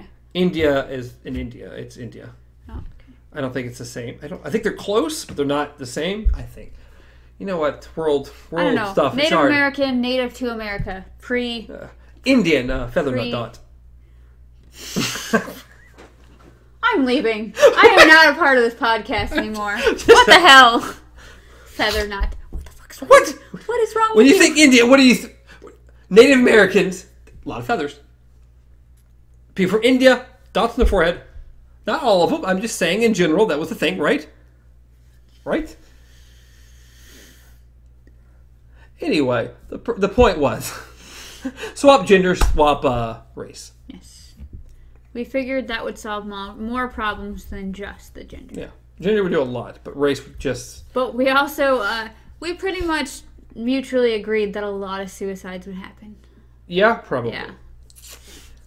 People just not being able to handle it. Yeah. And not grasping the concept that this is how they feel is how they're making people feel already. Yes, exactly. So, as a whole, it would help a lot of people. It would get rid of a lot of... You really couldn't hate people at that point. As I said, unless you're the Boondocks type and you're of a certain race and you hate your own race. You're just crazy, okay? if after the fact you still insist on hating people, I could honestly see that happening though, because as far as like more and more people just still not used to or grasping the concept that hey, you're a totally different person, because it's like we spend not 80 to 90% of our lives not looking at ourselves. So it's like if you just keep your mindset of it's quite how vain you are. I mean, how often do you look in the mirror? Well, if you really, really hate whatever race you turned into, maybe you're looking in the mirror a little less. But either way, you could literally be sitting here talking to someone and being this, this, and this, and they could turn around going, you do realize you're this, right? It has changed, right? And they're like, whatever, that doesn't matter, blah, blah, blah, blah, blah. And it's like, it's going to be whatever mindset they get stuck in. I know, but still, it's going to make it a lot harder. It would still be worth it. Oh, it would be, because it would solve a lot of issues. You couldn't, you at that point, it'd be really hard to get to hate gay people if you're a guy that could turn into a woman, but you still like women. Yeah.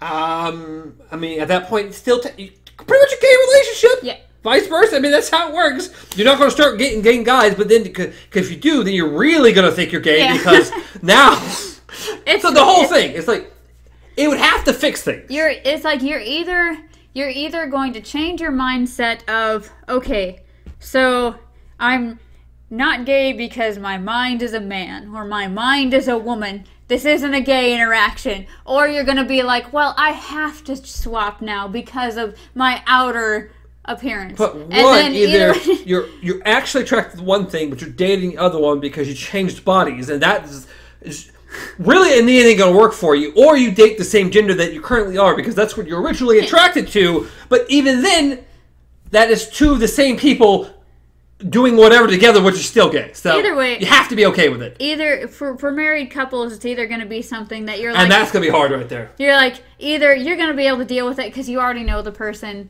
and you're just going to be like, you know what, we just changed roles, it's fine. Except if it's in a relationship or a situation where it's like, you know what, now you're the woman. So it'd make things hard on everybody, but in the end, I think it'd be better. It would. It's too bad none of these situations can. It's not real, and it can't happen. It would be a good show, though. It would be a cool show. Just the aftermath and period. Because I mean, at that point, all the top things we're talking about would have to be subjects of the show. Yeah. And conversations and things. It'd be a really, really, really cool limited series. Yes. Here's like a Sense8. Yeah.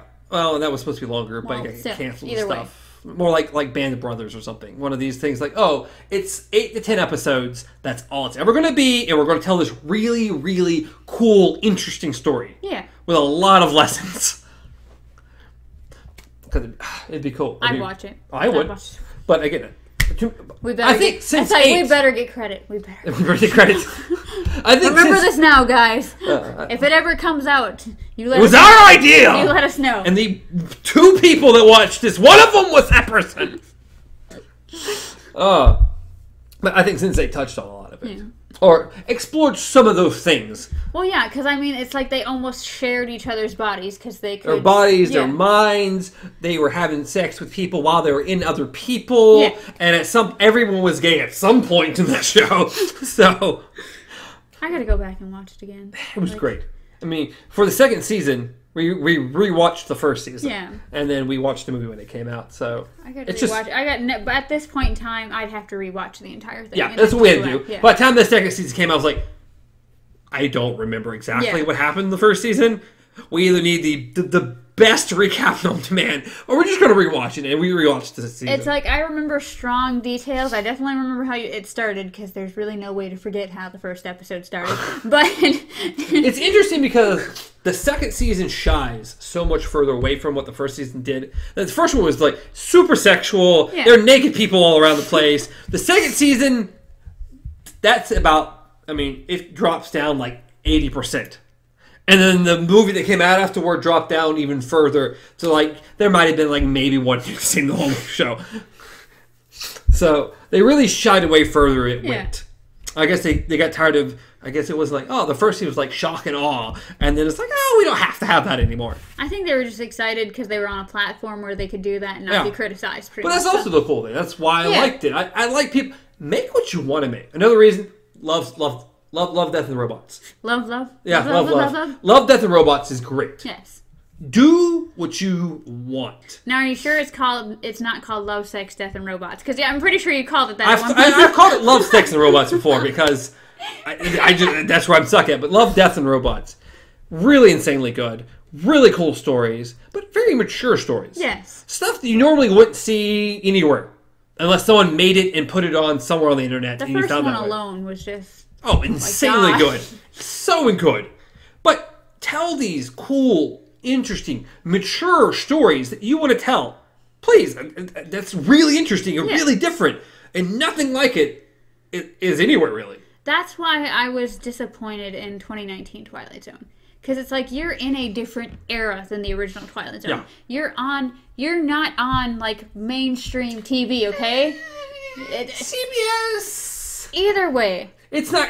They're not going to do what Netflix would do. No. Now, if Twilight Zone would have come back and been on like Netflix, then they could have like really expanded what the show could have been. But that's where, in my opinion, Black Mirror comes in too. Yes. Black Mirror goes way further than anything the Twilight Zone has done. Because I would attribute that to the platform that they're on. Except for the final season. Yeah. I don't know what the hell happened there. But it's like they are given this platform to go, hey, well, are we allowed to do that? Yeah, you go ahead and do whatever the hell you want. And it's like, okay. And then Netflix won't put anything out. Yeah. They literally don't care. They have things on there that are almost practically porn. Yeah. So, they'll put anything you want out. You can say anything, you can show anything, you can do anything you want. Tell interesting stories. Yes. And that's what I want from things.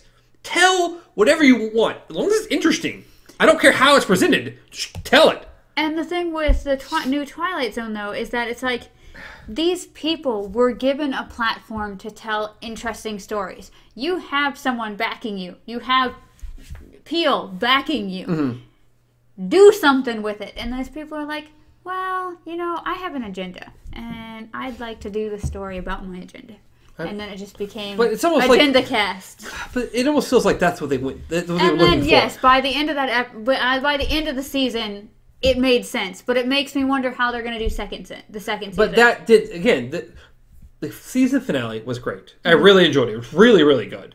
But it doesn't make up the other. It doesn't make up for how the other episodes were, and it was a huge disappointment. Yes, it was.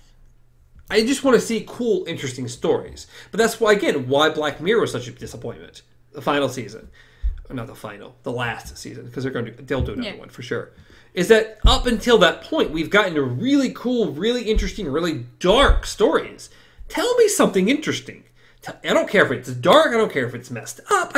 Just something interesting. And that was so cool because it's anthology. Yes. So it could be anything. It doesn't have generally revolves around technology, but it can be about anything. And do that. And they did it up until the 5th season. The 4th season you can see a little different, but it's still very very Black Mirror. Yeah. But it's a little more lighthearted than what the original Black Mirror was. Where the 5th season felt like it was part of the Twilight Zone. And that's a huge disappointment. Those you could have tacked those throwing them randomly into the Twilight Zone episodes and had Jordan Peele pop in at the beginning and end and be like, yeah, they were total Twilight Zone episodes. Didn't feel like they weren't. They would have been higher up than the rest of the Twilight Zone episodes. They would have. They actually really would have.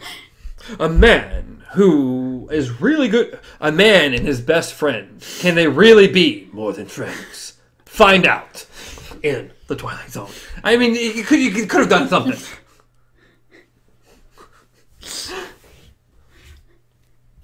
That episode falls so close into our what you've questioned. Striking vipers. Oh god. It is literally about what we were talking about. It's a guy who is mentally attracted to his best friend. Yeah. But not physically attracted to his best friend. He is.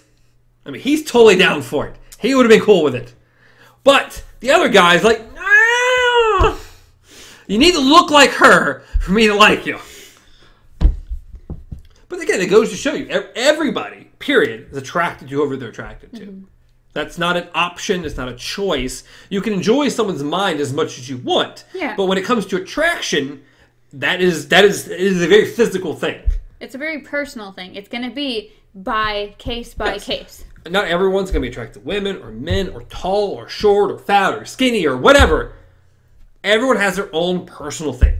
Literally, if we all had, like, say, all of our interests fell into, like, 3 different categories. It's like, do you imagine how many people would fall outside of those categories and be like, okay, I'm going to be lonely for the rest of my life? Like, but that's how people want it to be. Yeah. You will be this, or, well, you need therapy of some sort because you're not falling into the norm. Yeah. Or the Christian norm, or whatever it is. Great, the religion in that.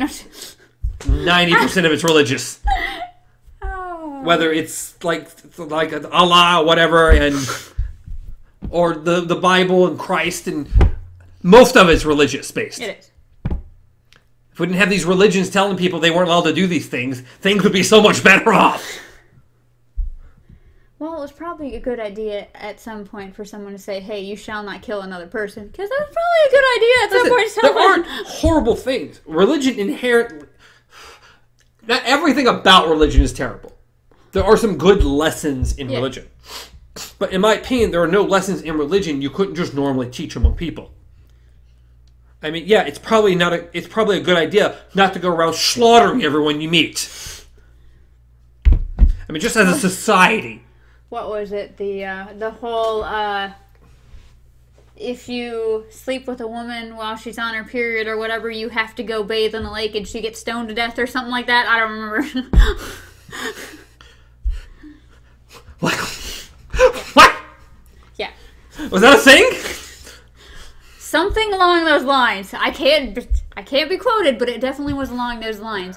As far as the whole, the women get stoned a lot in the books. The books, I say it like a series. If you read the Bible verbatim, there's some insane things in the Bible.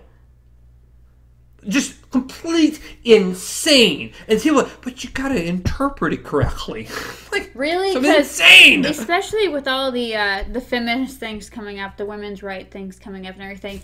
Like, one of the major sections of the Bible keeps getting passed around, and those same people who are, going against women's right are like, oh, well, we don't listen to that one. And well, that's how most people are. The Bible's 100% we're God, Jesus Christ, blah, blah, blah, except for this part, this part, this part, and this part. Yeah. We don't care about those parts. They're not important. But the rest of the Bible, really good. It doesn't really work that way, in my personal opinion. Either the whole Bible is a thing, or it's not a thing. It's not, these parts are a thing, and we're going to go based off that. And that's the thing. It's like, there's nothing... I don't know. I wouldn't say there's nothing inherently wrong with religion. I mean, religion does change people's lives. But it's when you get to the people that, like you said, pick and choose. And you're like... But it's just pretty much everyone. If you believe, 100% all the way down Christianity and the Bible, you're still picking and choosing because you can't 100% believe in it. Because it's insane.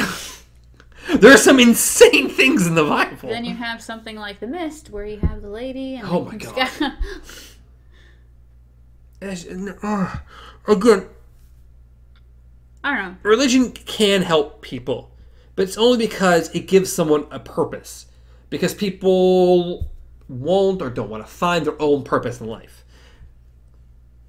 And having something to cling on to helps people. That's where cults and stuff fall into. It gives them a greater purpose in life. I don't know. I just think that when it comes down to it, it depends heavily on the person themselves compared to just the religion.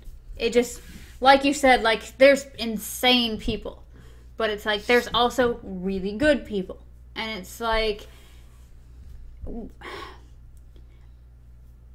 if the only thing they have in common is that religion, then it's not really the religion doing anything. It's just being there, and then each person interpreting it the way they want. You can have religion and be perfectly great. Yeah. But I'm just, as a whole, it's just anything in religion can be found outside of religion.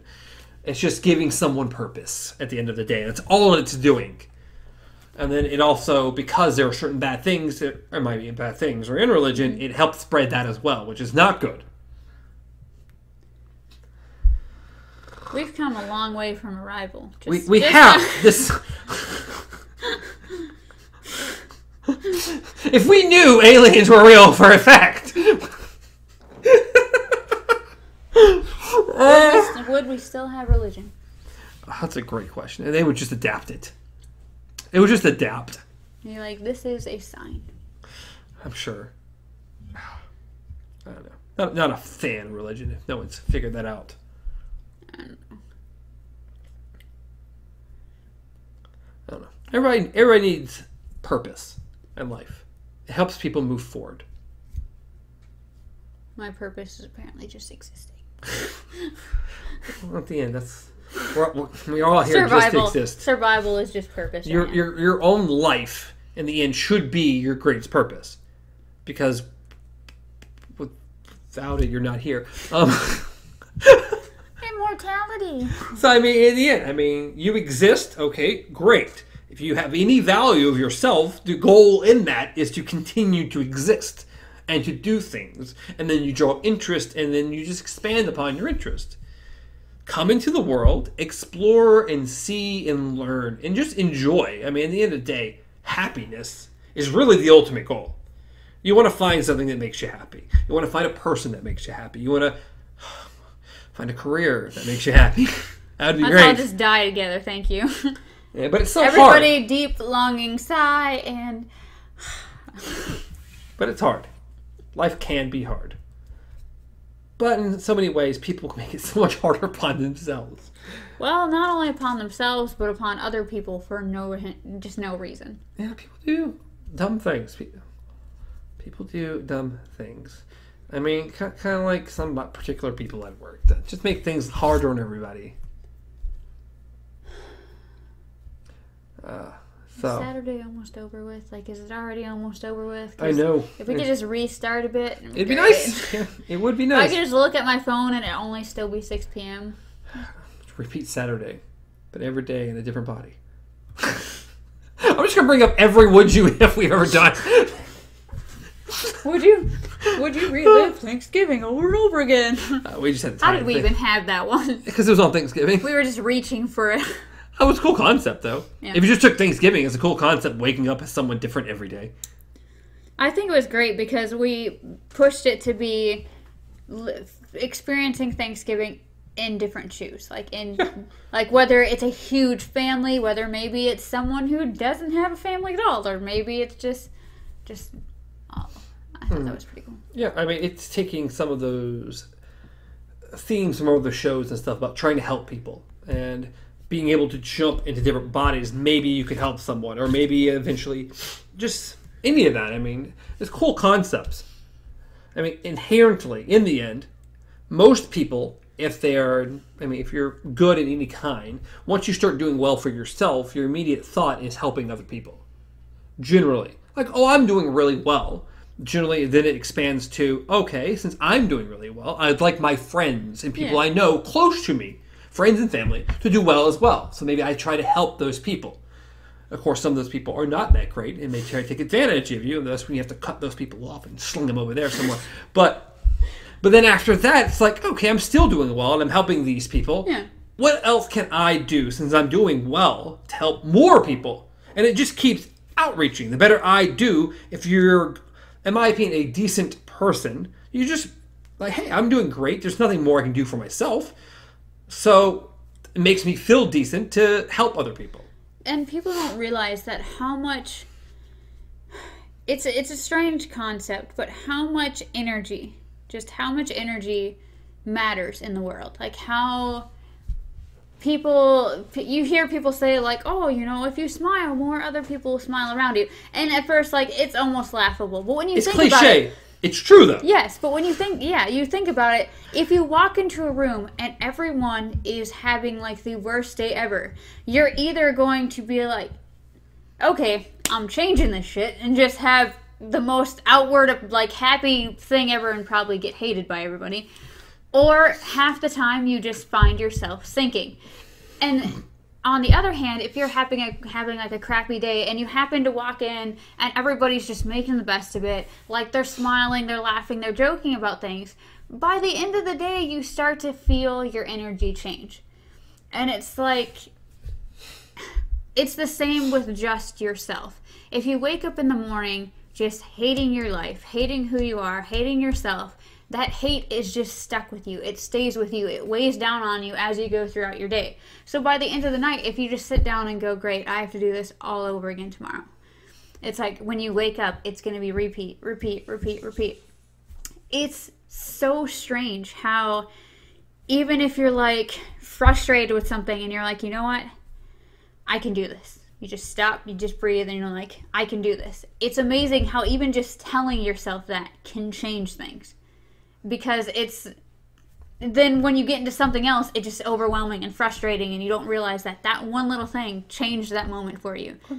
You can change your mindset. Yes. And changing your mindset, even in a bad situation, can make it better. I mean, like, period. Yeah. I mean, even if you hate your job, if you go with a positive attitude and positivity, you can stay mostly uplifting, and you can try to do that, which is better. I mean, it's hard to do when you continuously go to a job or something you dislike. But it helps though, because it's like in our situation, it's like we can go in hating our job, hating the day, hating just everything that we do. But it helps a lot when you go into said job and there's decent people there around you that can keep that going. That's when your job isn't trying to beat you to death. Which some days I feel that's exactly. Oh, you're having fun? You're not having fun no more, are you? Yes. Some days I really feel that way. But it's so strange how sometimes even, this is going to sound bad, but even mutually hating the situation that you're in can change things. Well, venting is super helpful. It is 10 times more helpful than I think any job would ever understand. Yes. Being able to talk to another human who is in the same situation and just being able to hate on something for a little while. Real helpful! It really is. And I think that goes with every situation, whether it's work, whether it's relationship. Because I think a lot of people don't realize that they need that. They need that venting. They're saying, like, they have a relationship problem or whatever. They go to someone and they just say every damn thing that's on their mind. Everything they know they could not say to that person. That's where psychiatrists and stuff help a lot. In the end, having anybody to vent to is helpful. Yes. Psychiatrists are just, you pay them so you can vent to them. And then they try to suggest maybe things that can help. But it's like, in that situation, though, people sometimes don't realize it's so much better, whether, like, to tell someone else that. To tell someone else what thoughts are on your mind. To tell someone how you're feeling, just all in, like, brutally beating down everything. Because either one, they're going to stop and be like, I get it. Two, they're going to be like, dude, step back a minute. Look at it this way. They're going to give you another perspective. Exactly. And if they don't do that, like maybe they are just like, I get it. Hey, vent to me anytime you want. By the time you get back to that person, the person that all of this was about, you're in a totally different mindset. Mm-hmm. It's not the mindset of, I have all this built up in me and you're about to release it. Yeah, exactly. You vented it. Yeah. I mean, it's not building up anymore. You already got that out to someone else who listened and understood, and you can go back and maybe that's going to build back up from this person, but at the moment, you're all right. Because there's so many things that our mind just snaps and it just comes out unfiltered. And then when you actually go to talk to that person, you realize, wow, what I actually, my brain was trying to tell me is 10 times harsher than I really want it to be. So I'm glad I went over there and said that instead of... And another thing, in my opinion, that can be super, super, super helpful is realizing who you're around, because certain people can be very toxic. Yes. And sometimes you need to step away from said toxic person to have a better life. Because some people are just so down and will not change their mindset about things that can just bring you down with them. And sometimes you got to cut that piece of cancer off and move on. It's like... Because you have a better life without certain people are just toxic. And, I mean, we've done that in our I'm not sorry thing, but it's like, it could be anybody. And even if you're like, you know what, I still love this person, they're just really toxic to me. It could be that you're just not in an area of your life where you're able to handle that toxicity, that it just leaches everything out of you. So you just cut it off for a while. You grow as a person, and then one day you're like, okay, I'm able to face this person and actually have this conversation. And it's like, maybe that conversation never happens. Like, especially with parents. Like, it's possible that right now you're having a conflict with your parent. It could be over anything. And it's like, right now, that person is just leeching so much of your life away that you can't move forward. So it's like, you cut them off, you grow as a person, and then you're like, okay, I'm ready to handle whatever you feel like you need to say. Because I wasn't mature enough then, or you were not mature enough then. Yeah, that's the thing, is the other person has to grow. Yes. And if they're unwilling or incapable of growing, then you're never going to be able to connect. No. They're going to have to find someone else to leech off of, or someone else who can maybe put better perspective into them. Because, I mean, again, not everyone is meant to be around everyone. Yeah. And even if that's the case, like, you go back and they still haven't changed.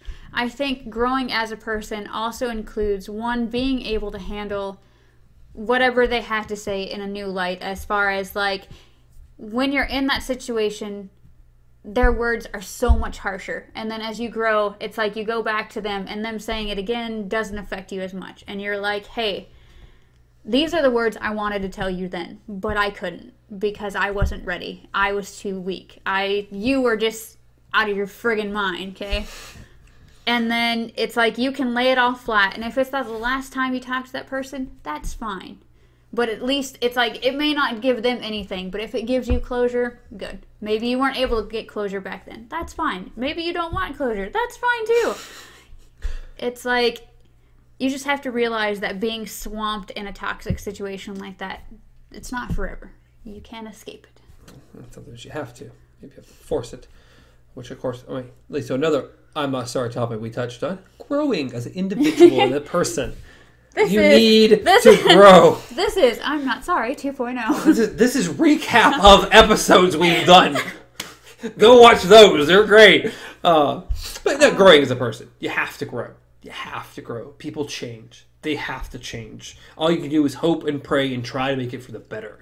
But everyone changes. I mean, everyone changes. And again, you hope it's for the better. Hopefully it's to be more accepting of other people and be more loving and caring and accepting and open. Hopefully. And if it's not, it's probably because of the atmosphere of the person you're around. And it also, it's like, people don't realize that stunts your growth. So that person, the person that you have cut off, if you go back to them and you're like, you know what, you haven't changed. It's because they just sat there in their little box of toxicity. There's a little meme that you've probably seen on Facebook. It's like it's just like a caterpillar and a butterfly, and the caterpillar says, "You've changed," and the butterfly like, "Ah, you're supposed to." Ah, that's cool. And it's like, yeah, you should.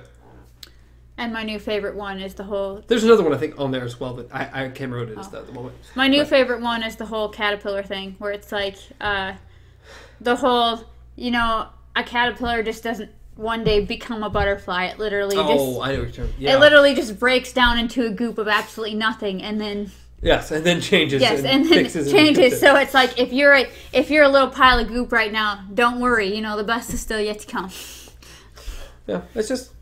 We're supposed to change. And if you're not changing in any way and you're exactly the same, 100%, it's probably not for the best. That's probably not a good thing.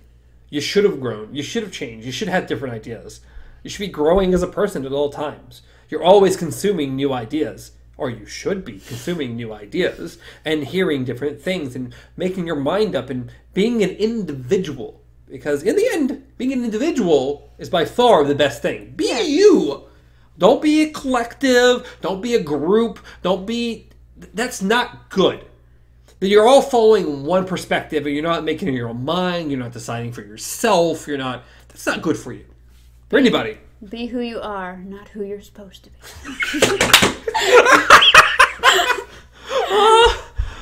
God. Oh, that's great. Oh, that's so good. Oh, God. Perfect. Way to go, Thor. Go watch Endgame. God. Well, way to go, Thor mother. Thor's mother. But then way to go, Thor. Because Thor says the same thing afterwards. He does. Yeah. But, she's perfect. Amazing. She's amazing. Oh, be who you are. What not a good you're supposed mother. to be. What a God, good mother. it's good. So good. It's so perfect. So perfect. Oh, God. Wow, I feel like we just came full circle. And it was full circle. It was 100% full circle. God, that's perfect. Oh. God, life. That's all I can really say. Life. Circle. The great circle of life. For some reason, I thought of I Now Pronounce You Chuck and Larry. Why? How do we... What? Did you watch I Pronounce You? Yes, I love that movie. Okay. But it's been a while since I've seen it, but I don't know what you're referring to. Rob Schneider, his character, when they're getting married, he's like, that was like a circle. It's like a ring. And it's, I kind of remember that. It's like the wedding ring. And it just There's goes certain around, things I remember a lot more. And it doesn't stop because it's not a triangle. It just goes around. It's a circle. Yeah. I really enjoyed that movie. Like I said, I remember particular aspects of that movie a lot more than other aspects of that movie. Yeah. But I did very much enjoy that. We have to pretend to be gay so we can get benefits. And it's like, there we go. There's government messes. Exactly. And that was them trying to cheat the system so they could have coverage of some sort. It was, he wanted, because his wife passed away, he wanted to make sure his children were taken care of. But they wouldn't have the insurance or whatever. They wouldn't have the life insurance if he wasn't married. So he had to pretend to be gay and then marry his friend so that his children were properly taken care of. I remember Jessica Biel quite well in that movie. What has she done recently? Anything? I don't really know, actually. I feel like she fell off the face of the earth. I mean, last thing I actually remember her in is that movie. I thought... Well, I don't even know in the line of movies which one... I mean, she left Seventh Heaven. Well, yeah. And she got popular for a little while. She was in the movie Next, but... Oh, God. I think that's older than Chuck and Larry. Okay, so the most recent thing... In 2017, she was in a movie called Shock and Awe. I'm trying to think of television... 2018. Oh, music videos. She was in a Justin Timberlake movie. So you're telling me is that she has just... Nope. 2019 to present. She's in a show called... show called Limetown as a main role. That's 10 episodes. And 2017 to she is Pete the Cat. What? In 2 episodes of some animated show. Oh. In 2017 to present, she's in a show called The Sinner. Main role, seasons 1... 8 episodes. Okay, she's producer of season 1. I'm looking at her IMDb. It is pathetic. Okay, it is pathetic. BoJack Horseman. Yeah. But Bleeding Heart. No, she's pretty much she went from being I'm a popular actress for a moment to be like I will play in anything I can possibly find, which is not very much. So Nicolas Cage is what you're saying. Yeah, well, he was much more popular for a much longer time than her.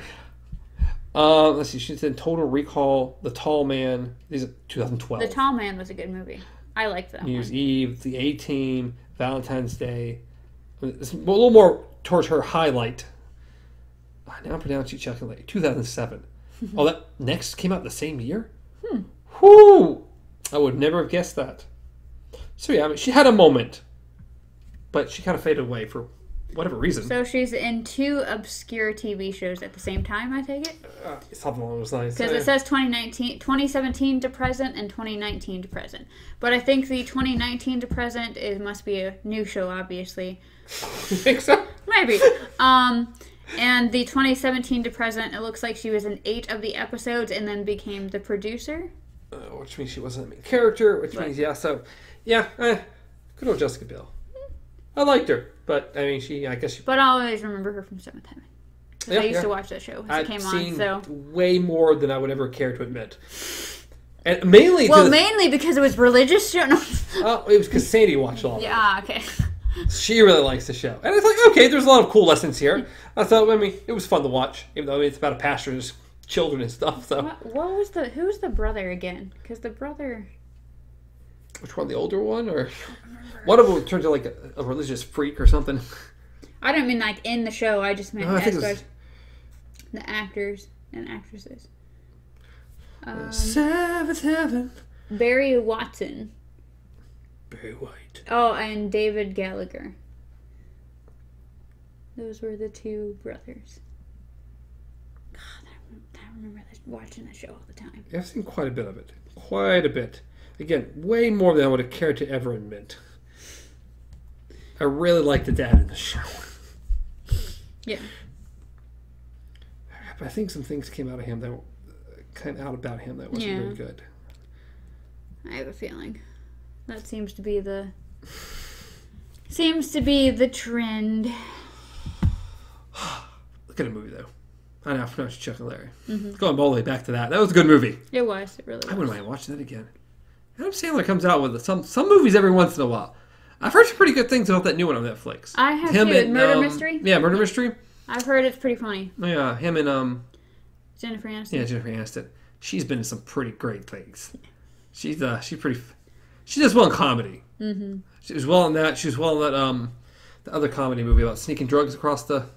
Oh, We're the Millers. Yeah, We're the Millers. Oh my gosh, she was great in that. She was great in that. She was great in when she was the dentist.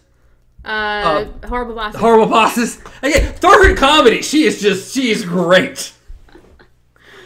Kind of like could be Chris Hemsworth. That man's got some comedic chops on him. We need him more comedy. He's so good. And rewatching Endgame, his acting in that to me is just phenomenal. He goes through so many emotions in that movie. He really does. And even when he tries to blend two emotions together, he does it flawlessly. Like, trying to do the comedy thing, but under, like, almost grief and tears and stuff like that. It's like, oh my God. He does it so well. You can see he's dying on the inside, but trying to make jokes to kind of just get through it. It's like, oh God. Like, literally him talking to his mother and her just being like, the future has not been kind to you. She's like, I didn't say it was from the future. I'm totally from the future. Oh, God, it was so good. He's so good. Every single one of those guys. Every single one. Oh, God. I can't really name a superhero, especially out of the core, that I'm just like, you did okay. It's like, especially the core. Oh, my goodness. They're all good. They're so good. I know they had 22 films to work it over, but still. Ow. God. Oh, so good. God, that movie was great. Loved watching it again. It was just so good. Now we really have come full circle. We have. We're totally just back reviewing the first movie again. But it was so good. God, I loved watching it again. It was great for a third time. It was so good for a third time. It really was. We love you 3,000. We do. We really do. God. What are we at? Probably long enough. Yeah. I think especially since it's the second time we've come full circle. Yeah. Came back to Avengers again. Which makes sense. I mean, Arrival, the circle language. It's so sad. We talked so little about Arrival. I know, but still. The goal was to actually talk about Arrival to some degree. And we talked so little about it, but it was great. I love Arrival. Yeah. And watching it again, I'm like, this is really a really fantastic job. Now, once I get Amanda to watch Blade Runner 2020, we'll watch both again. We'll watch both. I haven't seen the first one in a while. And yes, I really need to see the first one again. The guy who directed it, Dave? No, it wasn't David. What was his first name? Villeneuve, whatever. Anyway, the director. Yeah. The director, who, of course, did Arrival and did 2049, is also doing the remake, or the sequel, or whatever it's going to be, of Dune. Ooh. Now, I thought you said you didn't watch Dune. I haven't. Because I was talking about the shark, like the worm, like the sandworm things. And I haven't, but I started watching it, and then I had to turn it off for some reason. And I've only seen the first 30 minutes of it. Yeah. So I need to go back and watch it. So it's interesting. He's redoing all of these, and I really like him as a director. But we should totally just rewatch both Blade Runner and Blade Runner 2049 because I think both are really, really good and in their own rights really good. And it's cool to compare them. Another actor I'm really liking now, the more I see him in, and he's starting to get a little bit more popular because he's got a couple movies coming out, is Dave Bautista. Oh, yeah. Because he's in Blade Runner. Yeah. Really? Mm-hmm. So he's got a short, they put like a couple shorts up beforehand, which were pretty cool, which you have probably watched those. One of the shorts is about him, and he's also in the movie, and he's really, really good in the movie. And then, of course, he's great at Drax. But cool. Also, he's got like that movie Stuber coming out, which to me looks hilarious. And they get more of a kid's movie, but it's where he's a spy, and then he gets caught by this little girl filming them, and then he's got to teach her how to be a spy or something. It looks cute. Interesting. So, but I'm liking him. He's funny. He's really funny. So I like him. I look forward to seeing him in more. I think he plays like a scientist or something in Blade Runner. He's like a huge guy, and he's wearing like glasses. He's got little glasses on. It's like, oh God. Random note. I don't know why, but we were sitting here talking about Dune. Yes. And it reminded me of like desert, like, well, yeah, that too. Because that's the first thing came up when I was thinking about the sandworms and stuff like that. And that was the conversation we had when you were like, I don't know, I haven't really seen Dune. But I was thinking of like the desert area. And did you ever see the original or one of the original Beastmasters? Yeah. Okay. Well, they had these creatures. I want to say it was Beastmasters. I really want to say it was Beastmaster. They had these creatures that had these wings. Like, it was just like this kind of like blob-looking thing. And what it would do is they were like in a desert, just dead area, and it would grab people and like literally just shake it until they became crushed up nothing, and it would just eat it that way. So we were talking about Dune and like sand creatures, stuff like that, and that just came to mind was those things. You know, we need a Gargoyles movie. You ever watched the cartoon Gargoyles? Yes, of course. Oh, God. God, I love the Gargoyles. It was always weird seeing a gargoyle with glasses. It was so good. I love that cartoon. God, it was good. But before we get off track again, I mean, we were trying to keep it full circle. Were we? No, I have no idea. Well, I mean, Gargoyles is pretty awesome. I mean, getting me away from Gargoyles. And I also think we had this conversation before. I'm sure we have. Because we Doesn't change. They're great. We were talking about like retro cartoons at one point in time on What's in the Box. I would totally. We'd just sit here and play like the compilation of like all the old intros. Yeah. Oh my God, you're talking about killing me. But we copyright like a son of a gun. I'm sure. Oh yeah. So, but oh my God. And we kept it right here though. We kept it at the very end when nobody listens to us. You know what we should do? I mean, instead, just one earphone for each one of us and listen to it. They can watch us react to these. Because it's so good. You were talking about nostalgia. See, that always kills me, though, when we have, like, this videos where it's like, this person reacts to this. And it's like, how did you condition... I mean, you're not supposed to be playing that. There's things you can do to get around stuff. There's fair use and stuff. It's just according to how much and what and everything. Yeah. God. Nostalgia. Also, Beetlejuice. Because I like Beetlejuice. We mentioned it a minute ago. And I need to watch it. Beetlejuice. Oh, now you said too many times. No. Yeah, that's what it is. It's like after 3. Oh, no! I haven't seen it in a long time. Because it's like, if you say it 6 times, does he just appear and then disappear? Well, you have to say, you say it 3 more times, he disappears. Yeah, so it's like Beetlejuice. Yeah. Oh, God, what a great... God, I love that movie. I'm so disappointed in the show, but we're not going to go there. Well, I haven't seen the show forever. Oh, no, not the show. I'm thinking of Addams Family. Oh, okay. Yeah. But, no, I'll have to rewatch that one day. Just on the premise of that Sandy doesn't want to watch Beetlejuice, so... We bought the movie. We bought the movie, and as bonus features on the movie, they had like 4 or 5 of the cartoon episodes. That's interesting. Yeah. I remember watching the cartoon. I remember a lot about it, but I remember watching it.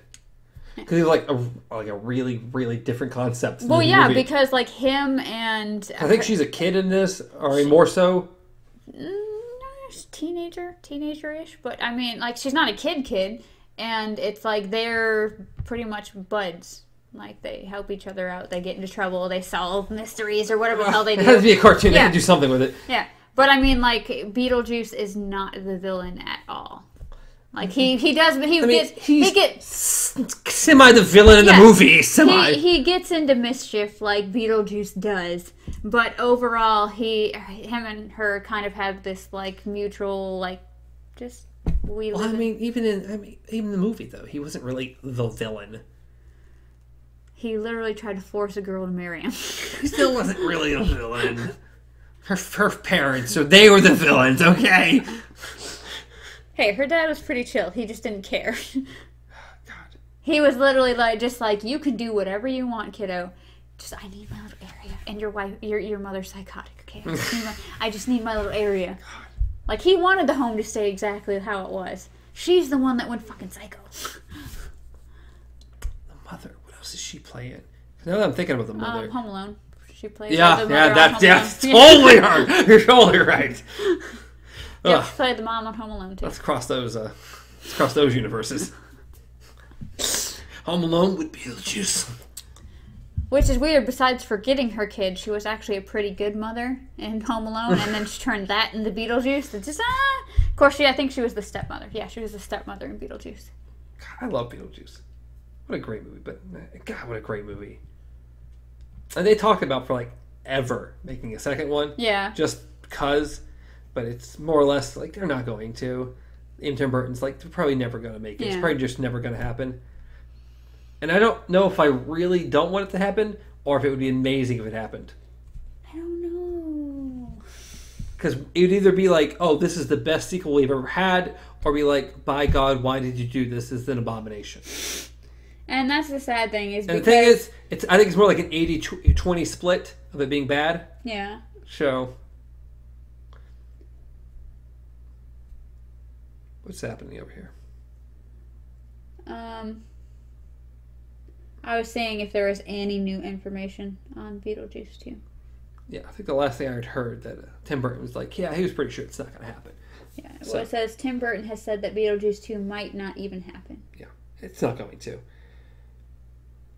I mean, if you even attempted to do it without Michael Keaton, I think it would just everyone would just rage. I think one of the first things that came up was that it says that Keaton wasn't really interested or whatever, or that they couldn't get him or something like that. I don't remember. It just said. I love Keaton. I really love Michael Keaton. He's really great. He is. He had his little resurgence. We had some stuff. Hey, I don't know what he's been doing here. Like super recent. The last thing I saw him in was Homecoming. Yeah, I'm saying it's Homecoming. So I don't know anything else. He had a little resurgence where he kind of came back and did some stuff. But it's other than Homecoming, I don't know if he really has anything. Keaton. But God, he's good.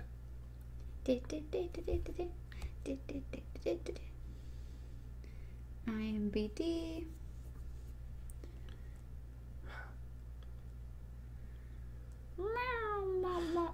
See, what else you doing?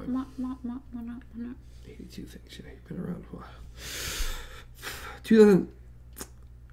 Okay, we have John Oliver and Saturday Night Live. Last thing he did was Dumbo. Oh, okay. Oh, that's right. I didn't see it, but I remember the trailers. Before that was 2 years ago. So yeah, he made, and there's nothing on the upcoming. No. So. Well, maybe he's just enjoying retirement. Okay. I don't know, because he did. He was on a run there for a moment or two. Because, he had Dumbo. That's not what I'm talking about. He had American Assassin, which I thought he was good in. He had, of course, Spider-Man Homecoming, which he was great in. He was in The Founder, which I really liked. That he was great in. I don't know what this, some little short, animated short. Anyway, he was in Spotlight, which was really good. Okay, I don't remember what Spotlight is. It's the one about the newspaper that exposed the priest. Okay.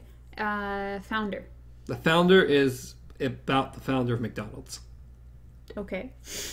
He plays a guy who makes McDonald's, basically. Interesting. Kind of, ish, yeah. And so, really good. Was American Assassin and then Birdman. Really good? That's the one with Dylan O'Brien, isn't it? I couldn't tell you. Kid from The Maze Runner. Still couldn't tell you. Jesus Christ. I'm pretty sure he is the kid. Again, don't know. I'm just going to show you the picture right there. Yeah, that's Dylan O'Brien. Take your word on it. So, yeah, then Birdman, which I love Birdman. I need to rewatch Birdman. I don't even think I saw it. Watch anything! God! I don't want to hear it. I don't want to hear it from you. Okay? God, you kill me on the inside. A whole bit, every day. Every day. From a person who hasn't seen all of Firefly, I don't want to hear it because that's been out forever. He was in RoboCop. Yeah, I saw RoboCop. So, RoboCop kind of started his little resurgence to a degree because it was RoboCop, Need for Speed, Birdman, Spotlight, The Founder, Spider-Man, and American Assassin. All within 3 years. So, that's 7 movies in 3 years. So, he was in a lot. And he played a very likable and amazing villain in Homecoming. Yes, he did. And then, not a little before that, there was another movie. Yeah, he's Ken in Toy Story. So he was the voice there, and he played in the other guys, which he was great in. See, the only thing I'm not, well, I don't know. I wouldn't say I'm not looking forward to it, is in Spider-Man Far From Home. Like, it seems more like it's going to be a creature villain than it is a actual... I still think Jake Gyllenhaal's going to be the big villain. Yeah. It's Jake Gyllenhaal. What do you expect? He's going to be great. Did you ever see Velvet Buzzsaw? No. Okay. Let's go with no. Oh, it's the Netflix original movie, I think it is. It's the one about he plays an art curator. I think you've mentioned this before. I think I've mentioned it on What's in the Box before. It was actually pretty interesting. It was slow, but as far as watched Arrival, we know I don't mind slow. That movie's not fast, yeah. but it's great. I don't know. I found it interesting at least. If you remind me on my vacation. I don't know. I don't like recommending videos to you or recommending movies to you because it turns out I was like, oh, this is actually that movie was crap. What movie? Huh? What movie? What do you mean? What movie? What movie did I say this? What movie? What? I don't know. I'm just saying, like it's happened before. I'm like, has it? Yes. What movie? What movie? What movie? I don't know. I'm having your memory right now. You mean my memory? It's okay. You won't remember it. We say 4,000 words every day. Every podcast. I can't remember all these things. We couldn't even remember what happened an hour ago at a conversation we were trying to have. Okay. Things are hard. We still even remember what that was about. We're get done with this podcast. I'll be like, what do we name this thing? Like, what did we talk about? Avengers was involved somewhere in there. Can't really call anything about Arrival. We barely talked about Arrival. We talked about making the world a better place for a moment or two. Which is good. The world needs that message. But that always comes in 2 hours of the podcast. Shut it. People grow. We grew up from the beginning. But no, we still never figured it out. What it was that you said, I have enough common sense. No, it's about not believing something, but I don't remember what it was or why it was or what the conversation was. Okay. But it coded me pretty well, so I was impressed.